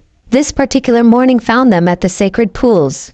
Narumi floating contentedly in the smallest basin, while her parents monitored her developing swimming abilities. Without warning, the water around her began to glow with intense blue-white light.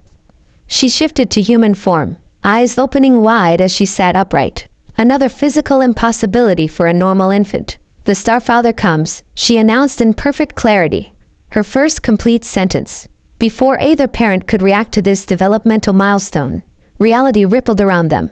The cave dimmed despite morning sunlight streaming through the entrance, stars becoming visible on the stone ceiling as if night had fallen indoors. The sacred pools synchronized, water in all three basins swirling in identical patterns despite their physical separation. And there, materializing beside Narumi with ethereal dignity, appeared the translucent form of Hagoromo Otsutsuki, the sage of six paths, the bridge child. His voice resonated through physical and spiritual planes simultaneously. Ripple pattern eyes studying Narumi with ancient intensity.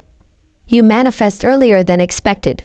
Naruto and Kurama moved instantly to protective positions flanking their daughter, binding marks glowing with synchronized power. Neither trusted this unexpected visitation, despite recognizing the sage's unique chakra signature. Father, Kurama acknowledged with cautious respect. Your appearance is unprecedented, as is her existence, Hagoromo replied, gesturing toward Narumi who watched him with unnerving composure, showing no fear of this cosmic entity. The convergence accelerates. Boundaries thin. She serves as catalyst and convergence points simultaneously. Speak plainly, Naruto demanded, patience evaporating in the face of cryptic pronouncements about his daughter. What convergence? What does Narumi have to do with cosmic events? The sage's translucent form shifted, becoming momentarily more solid as he focused his fragmented consciousness. Before division, there was unity. Before conflict, harmony. The natural order moves toward wholeness, even across millennia of separation. He extended a spectral hand toward Narumi, not touching but indicating the golden energy that surrounded her like a subtle aura. This child carries echoes of original creation, patterns that existed before I separated the 10 tails into 9 distinct entities. Her very existence represents possibility of reconciliation between forces long divided. Narumi giggled suddenly, the sound rippling through multiple dimensions as she splashed water toward the sage's ethereal form. Impossibly, the liquid moved through his spectral presence and reformed as perfect miniature version of the sage himself. Standing on her tiny palm, she reshapes reality instinctively. Hagoromo observed with what might have been admiration, without training or conscious limitation. The pure potential of creation expressed through innocent interaction. You still haven't explained what this means for her. Kurama pressed, tails lashing with maternal concern. Is she in danger? Are there others who would seek to use her abilities? The sage's expression sobered, ripple pattern eyes reflecting cosmic awareness beyond mortal comprehension. All power attracts those who would control it. All uniqueness invites those who fear difference. She represents both in measures unprecedented since creation itself. He turned toward Naruto, addressing him directly. You were correct to establish sanctuary here. The sacred pools offer protection beyond physical defenses. Their spiritual resonance obscures her energy signature across multiple planes.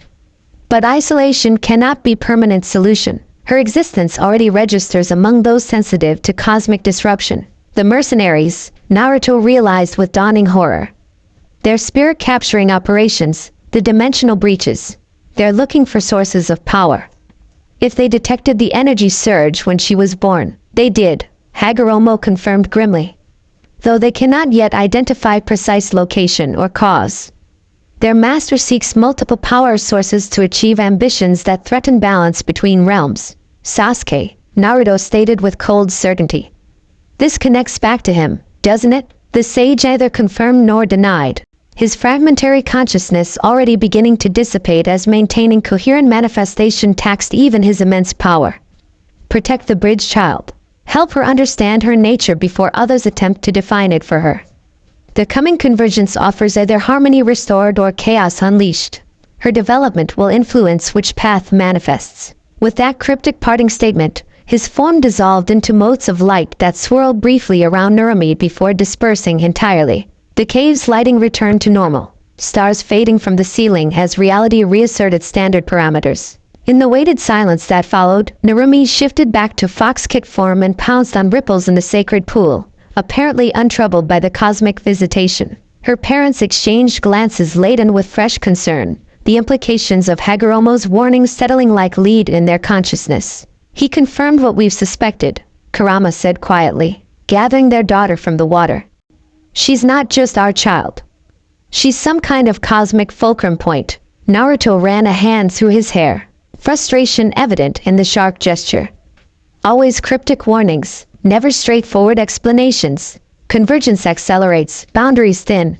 What does that actually mean for her safety? It means we can't stay hidden forever, Kurama replied, cradling their now drowsy daughter against her chest. It means we need to prepare her not just to control her abilities but to understand their significance. She's 4 months old.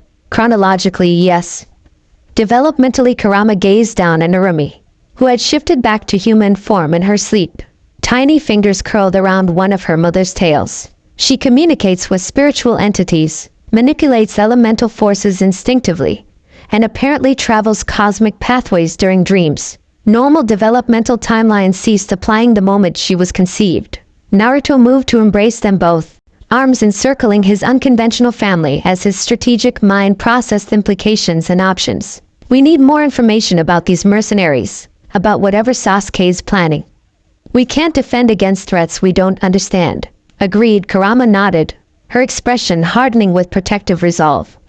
But we do so carefully, without exposing Narumi unnecessarily. They spent the remainder of that day strengthening their sanctuary's defenses, adding layers of protective seals, establishing new early warning systems, reinforcing boundaries between physical and spiritual access points. As they worked, they discussed strategies for gathering intelligence without leaving their daughter vulnerable. Fox spirits would serve as their primary information network, capable of traveling between dimensions to observe human activities without detection. Their valley dwelling would become a secondary location, a decoy of sorts where Naruto could occasionally appear to divert attention from their mountain sanctuary. And most importantly, they would accelerate Narumi's training, helping her understand and control her abilities with greater precision. That evening, as mountain shadows lengthened into twilight, they sat outside their cave entrance watching the first stars appear. Narumi drowsed between them, tiny face peaceful in sleep that belied the cosmic significance Hagoromo had attributed to her existence. Whatever comes, Naruto said softly, threading his fingers through Kurama's, we face it together. As always, she squeezed his hand, crimson eyes reflecting starlight as she gazed at their daughter.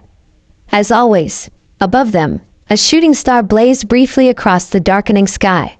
Perhaps coincidence, perhaps cosmic acknowledgement of their commitment. Either way, they recognized the journey ahead would test everything they'd become together since that fateful day of exile. For Narumi's sake, they would meet that challenge without hesitation. Unwanted attention. Movement in the southern valley, Kurama announced, materializing beside Naruto with preternatural silence. 6 months had passed since Hagoromo's warning, months of vigilance interspersed with the joy of watching their daughter's extraordinary development. 2 scout teams, moving in standard search pattern. Naruto looked up from where he sat cross-legged with Narumi, teaching her basic chakra control exercises despite her tender age of 10 months. The infant, though that term hardly seemed appropriate given her abilities, had mastered forming small chakra spheres between her palms, her face scrunched in concentration as blue-white energy pulsed and swirled at her command. "Mercenaries?" he asked, though he already knew the answer from Kurama's tense posture. "Yes. Better equipped than previous encounters. Using chakra suppression techniques, but still detectable to fox spirits." Her tails lashed with agitation. They'd been gradually expanding their search grid for weeks. "This is the closest approach yet."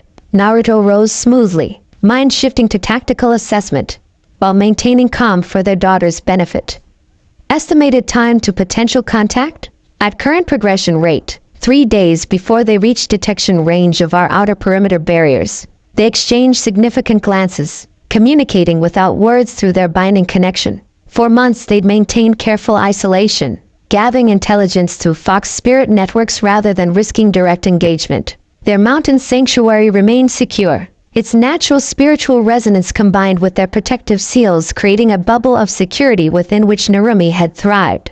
But the search patterns had grown increasingly methodical, the teams more sophisticated in their tracking techniques. Someone was investing significant resources in finding the source of the energy surge that had accompanied Narumi's birth. "Any identification on leadership?" Naruto asked, moving to gather maps they'd marked with previous mercenary sightings. Kurama's expression darkened. "Commander Kizashi coordinates field operations. But there's a new element. Communications intercepted by fox spirits indicate regular reports to someone identified only as Hawk. The code name sent ice through Naruto's veins. During his time in Konoha, Sasuke had used that identifier for his personal operations. If he was directly involved now rather than merely funding mercenary activities, we need to move, he decided, the weight of responsibility settling heavily across his shoulders. Not permanently. The sacred pools provide protection we can't replicate elsewhere, but we should establish secondary locations, create misdirection. Narumi chose that moment to perfect her chakra exercise, a perfect sphere of stable energy hovering between her tiny palms. She gurgled with delight, blue eyes, so like her father's but with her mother's vulpine pupils, shining with accomplishment as she held up her creation for parental approval. "Perfect technique, little fox," Naruto praised, momentarily setting aside strategic concerns to kneel beside his daughter. "Already better control than I had at the academy." Her response came in the musical tone she often used, somewhere between human language and the harmonic communication of fox spirits, intelligible to her parents, but likely mysterious to others. "Stars inside," she explained, pointing to the swirling patterns within her chakra sphere that did indeed resemble miniature constellations. Kurama moved closer, maternal pride briefly displacing battle readiness. "She's integrating cosmic patterns instinctively, manipulating energy across multiple frequencies without conscious separation." The achievement highlighted exactly why they needed to protect her at all costs. Narumi's development continued to shatter every expectation, her abilities expanding in directions either parent had anticipated. She shifted between human and fox forms at will, communicated with spirit entities across dimensional boundaries, and demonstrated chakra control that would impress Jonin-level shinobi. More concerning were the unpredictable energy surges that sometimes accompanied strong emotions, moments when reality itself seemed to bend around her, when nearby objects levitated without apparent effort, when temperatures fluctuated dramatically or small localized weather phenomena appeared indoors. Though becoming less frequent as she gained control, these incidents underscored the raw power she contained. "We'll need to run interference," Naruto decided, returning to tactical planning. "Create false trails, misleading energy signatures. By time to establish secondary secure locations." Kurama nodded agreement, her strategic mind already mapping possibilities. "I can manifest partial energy presence in multiple locations simultaneously, enough to confuse tracking equipment without depleting reserves needed for Narumi's protection. And I'll make physical contact with selected targets," Naruto added. "Let myself be glimpsed in locations away from our sanctuary. If they believe I'm traveling alone, operating from the valley base, they might concentrate resources there." Kurama finished, approval flickering in her crimson eyes. "While we maintain our actual sanctuary here." The plan took shape rapidly between them, built on months of contingency preparations. By nightfall, They had established clear roles, timetables, and emergency protocols. Fox spirits were dispatched to monitor mercenary movements with greater precision, providing real-time intelligence through dimensional channels invisible to human detection methods. 3 days later, as predicted, the first scout team approached the outermost boundary of their alert system.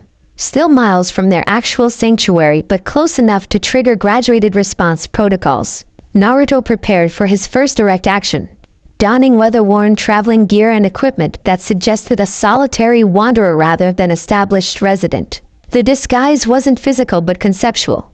He would appear exactly as himself, but create the impression of someone constantly moving, never settled. Remember the extraction points, Kurama reminded him as they stood at the cave entrance, dawn painting the mountain landscape in hushed pastels. If direct confrontation becomes unavoidable, fall back through any of the 7 marked locations where you can establish dimensional transit, he finished, checking weapons pouches from long habit. I know the plan. Her tails twitched with uncharacteristic anxiety. Though they had operated separately during intelligence-gathering missions before, this marked their first significant separation since Narumi's birth. The infant in question was currently asleep in her specialized bed, a remarkable construction that adapted to her frequent shape-shifting by reconforming its surface automatically. She'll miss your bedtime stories, Kurama said, voice softening as she glanced back toward their dwelling.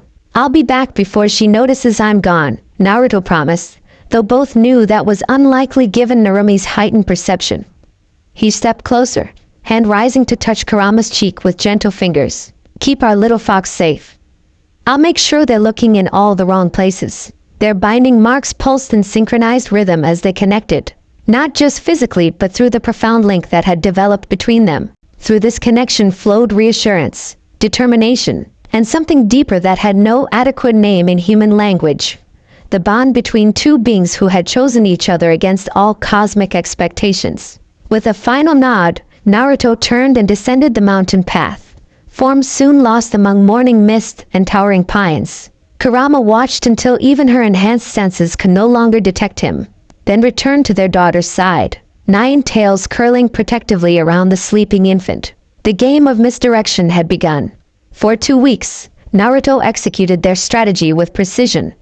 He allowed himself to be glimpsed near their old valley dwelling, left deliberately trackable chakra traces across widely separated locations, and twice engaged in brief skirmishes with scout teams, enough to confirm his identity, but not prolonged enough for capture attempts. The mercenaries responded predictably, redirecting search resources toward these sightings and away from the mountain sanctuary. Commander Kazashi established forward operating bases in the valley region, sophisticated equipment deployed to detect energy anomalies matching the signature from 10 months earlier. What they couldn't know was that Naruto carried a specialized seal, one of many he and Kurama had developed during their exile. This particular creation mimicked aspects of Narumi's unique chakra signature without containing any of her actual energy. A forgery precise enough to trigger detection equipment but diffuse enough to prevent accurate triangulation. Meanwhile, Kurama maintained their mountain sanctuary, reinforcing protections while continuing Narumi's accelerated training. The infant responded to her father's absence with increased determination in mastering new skills, as if understanding intuitively that her development directly connected to their family's safety. By her 11th month, Narumi had achieved control over her shape-shifting that allowed partial transformations, maintaining human form while manifesting specific fox features for practical purposes. She could extend her hearing by growing fox ears, enhance night vision with vulpine eyes, or improve balance with her tail. More remarkably, she began demonstrating ability to suppress her enormous chakra signature, a skill many shinobi struggled with after years of training. Though inconsistent, these moments of perfect energy containment suggested developing self-awareness regarding her cosmic footprint. Communication between the separated parents occurred through fox spirit messengers and their binding connection, which maintained functionality across considerable distance. Each night, Naruto would find secure location, enter meditative state, and connect with Kurama through their binding marks. These moments provided not just strategic coordination but essential emotional grounding amid increasingly dangerous circumstances. The strategy worked effectively until inevitable complication arose, in the form of a familiar chakra signature Naruto detected near one of the mercenary outposts. Rude agents. Specifically, shinobi trained in Danzo's disbanded but evidently not eliminated program within Konoha's intelligence apparatus. Their distinctive energy suppression techniques were unmistakable to someone who had encountered them repeatedly during his time as an active Leaf Ninja. This development changed critical variables. Root agents possess tracking and infiltration capabilities far beyond standard mercenaries. More concerning, their presence suggested direct Konoha involvement rather than merely hired operatives. An escalation neither Naruto nor Kurama had anticipated so soon. That night, their binding communication carried new urgency. They're from Konoha. Naruto confirmed through their connection, his consciousness linking with Kurama's across miles of physical separation. 3-man cell with standard root configuration, sensor type, infiltration specialist, and heavy combat support. They're advising Kazashi's mercenaries on search patterns. Kurama's mental presence radiated controlled fury. Sasuke moves more directly than expected. Using official village resources crosses line from personal vendetta to institutional action. We don't know for certain he authorized this, Naruto cautioned, always reluctant to condemn his former friend without absolute evidence. Root operated independently even when officially sanctioned. There could be factions within Konoha pursuing their own agenda. Convenient rationalization, Kurama replied with typical bluntness. Regardless of authorization chain, Konoha's shinobi now actively participate in operation targeting your child. The stark framing silenced Naruto's habitual defense of his former village. Whatever complicated history and lingering loyalty he maintained, the current reality was undeniable. Trained killers from his homeland were hunting his family. We need to accelerate the contingency plan, he finally said, strategic mind overriding emotional response. Secondary locations, identity masking, potentially complete relocation if containment fails. Narumi grows stronger daily, Kurama reported, pride momentarily displacing concern. Yesterday she created Dimensional Pocket, small but stable, accessible by intention rather than random manifestation. Naruto absorbed this remarkable developmental milestone with mixed emotions, parental pride warring with strategic implications. Their daughter's abilities continued advancing at unprecedented rate, each new manifestation both wonderful and worrying in its cosmic significance. I'll return tomorrow, he decided. The misdirection has served its purpose, establishing my pattern as separate from your location. Now we need unified defensive capability with Root involved. Agreed, Kurama replied, relief evident even through their non-physical communication. Approach through Eastern Canyon.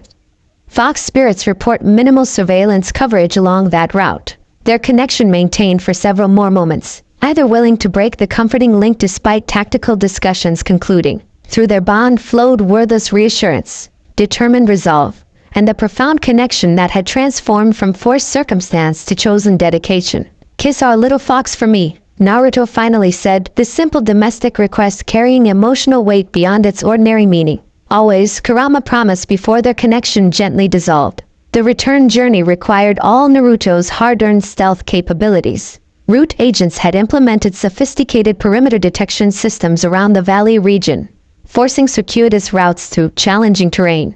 What should have been one-day journey stretched to 3 as he navigated between sensor ranges, timing movements to coincide with patrol gaps. Dawn of the 4th day found him approaching the Eastern Canyon, the final stretch before reaching their mountain sanctuary. Fatigue pulled at his muscles after nights with minimal rest, but determination drove him forward. Just a few more hours and he would see his family again, hold his daughter, stand beside his partner against whatever threats gathered around them. The attack came without warning. One moment, Naruto moved through early morning shadow beneath towering canyon walls. The next, Earth itself erupted beneath his feet. Not natural landslide but precisely calculated Earth-style jutsu designed to disorient rather than kill. He reacted instinctively, chakra pulsing through his binding mark as he leapt clear of collapsing ground. The seals restricting his power, placed during his exile and never fully removed, limited his response options. But years of operating under these constraints had taught him efficiency over raw power. 3 figures materialized from seemingly solid rock. Root agents employing advanced camouflage techniques. Their faces remained hidden behind blank porcelain masks. Bodies covered in standardized black operations gear that revealed nothing of individual identity. Only subtle differences in build and movement pattern distinguished them from one another. Uzumaki Naruto, the central figure, stated flatly, voice distorted through mask filters.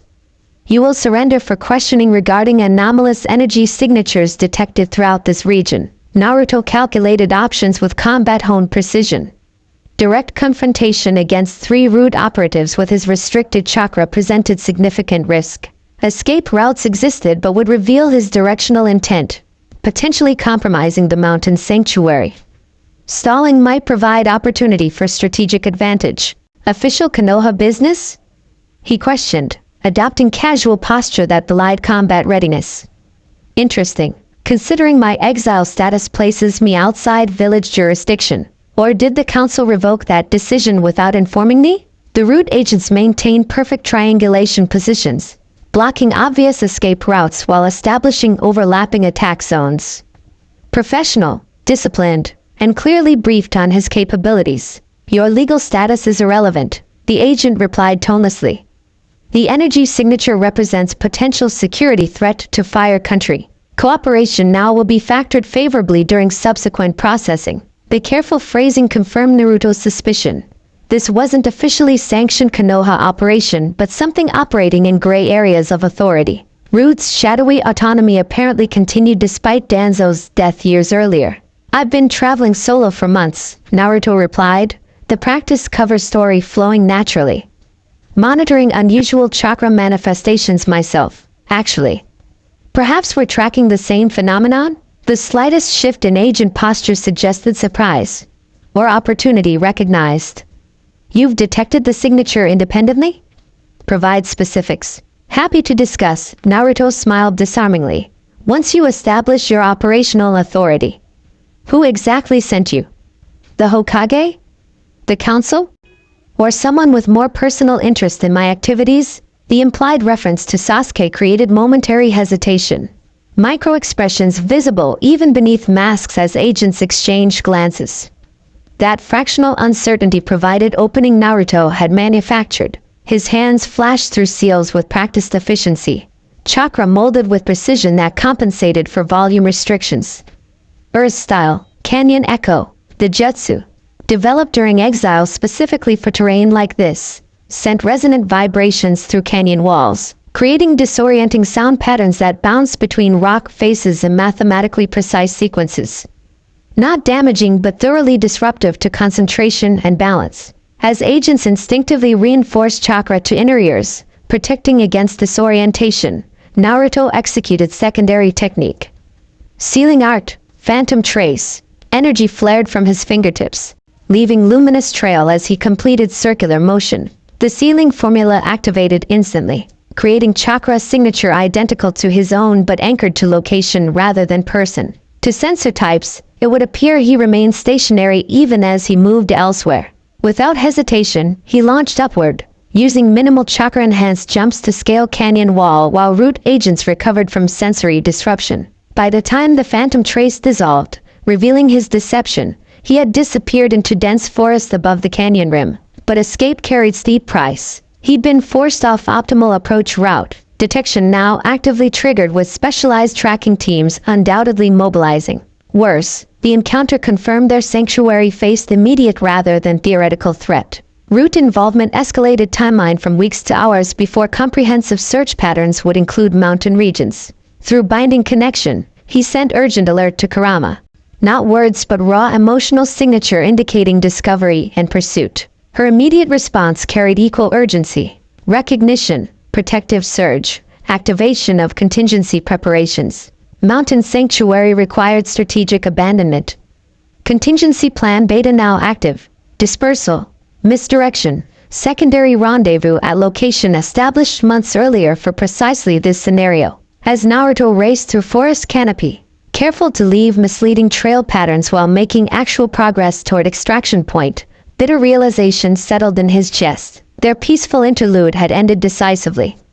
The relatively stable life they built for Narumi now required sacrifice for her very protection. The family that had found unexpected harmony in exile now faced uncertain future as hunted fugitives once more.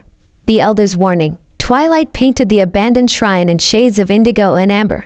long shadows stretching across weathered stone like grasping fingers. Located on remote mountainside far from established trails or settlements, the ancient structure had stood forgotten for generations.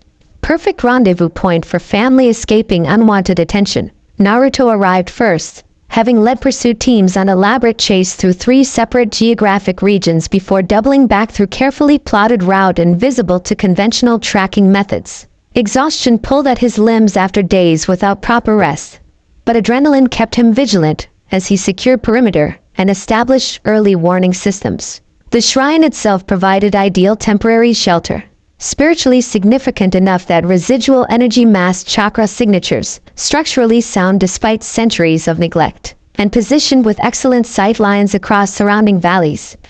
Previous expeditions had allowed them to stock basic supplies in hidden caches beneath stone floor, including food, weapons, and medical essentials.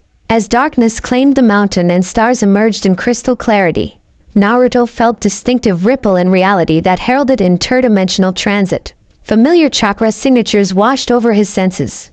Home and safety and everything that mattered condensed into energy patterns he would recognize across any distance. Kurama materialized within the shrine's inner chamber, 9 tails momentarily visible as spectral afterimages before settling into physical manifestation. In her arms, Narumi blinked owlishly, tiny face registering momentary disorientation before breaking into delighted smile at sight of her father. "Dada!" she exclaimed, simple word carrying complex emotional resonance through the spiritual harmonics that characterized her unique communication style. "Little fox," he breathed, crossing the space between them in 3 desperate strides. Arms encircled his family, bone-deep relief making his knees weak as Narumi transferred from Kurama's embrace to his with practiced ease. "Are you both all right?" Unharmed, Kurama confirmed, crimson eyes conducting swift assessment of his condition with matching concern. Though departure required haste that prevented optimal resource gathering, Narumi patted his cheek with tiny hand, communicating directly through touch. Impressions of alarm, hurried movement, exciting dimensional transit, and absolute confidence in parental protection flowing through the contact.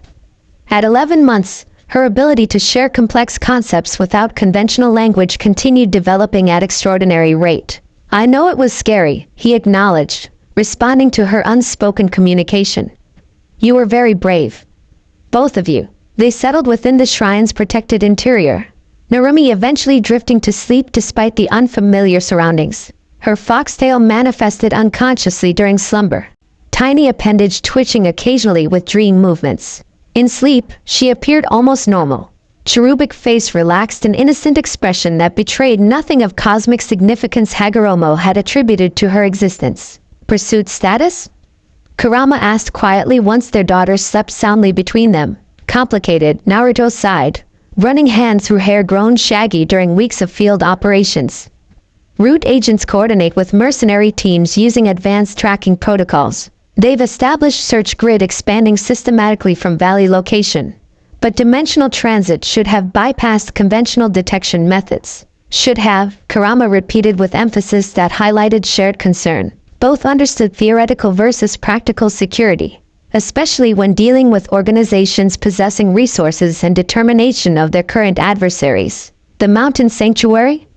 he asked, part of him already mourning the home they'd established with such care. "Cleared completely," she confirmed. Fox spirits assisted transferring essential items to secondary caches. All evidence of Narumi's existence removed or obscured. Physical traces eliminated. Practical efficiency masked emotional reality. They had abandoned the sacred pools where their daughter was born. The cave system transformed into comfortable home. The garden where Narumi had first demonstrated her remarkable abilities. Another sanctuary lost to forces beyond their control. Another foundation disrupted by those who feared or coveted power. "We recovered your research," Kurama added, recognizing the unspoken concern in his expression. From within her robe she produced sealed scrolls containing months of meticulous documentation. Narumi's developmental milestones, unique energy manifestations, training methodologies they developed together. "Your obsessive record-keeping preserved despite evacuation priorities." The gentle teasing brought small smile to his exhausted features. "Someone needs to document unprecedented cosmic developments. For posterity." "For her," Kurama corrected softly, gaze shifting to their sleeping daughter. So she understands her own nature when questions inevitably arise. Comfortable silence settled between them, broken only by night sounds filtering through ancient walls. All calls, wind through pine branches, distant stream tumbling over rocks. Despite cramped conditions and uncertain circumstances, profound sense of rightness permeated the shrine's interior. They were together. For now, that sufficed. Elder Inari appeared during evacuation preparations, Kurama said eventually, voice pitched low to avoid disturbing Narumi. Materializing across dimensional boundary without invitation or warning, Naruto straightened, immediately alert. The ancient fox spirit leader rarely intervened directly in physical realm affairs, preferring to operate through messengers and established protocols. Direct manifestation indicated situation of unprecedented significance. What did the elder want? To deliver warning. Kurama's tails shifted restlessly, betraying agitation her composed features concealed. The mercenary commander Kizashi has obtained spirit essence samples from lesser entities. Fox Clan intelligence confirms he's developed method for tracking spiritual energy signatures across dimensional boundaries. Cold dread pooled in Naruto's stomach as implications registered. They can track Narumi's spiritual resonance? Even with physical traces eliminated?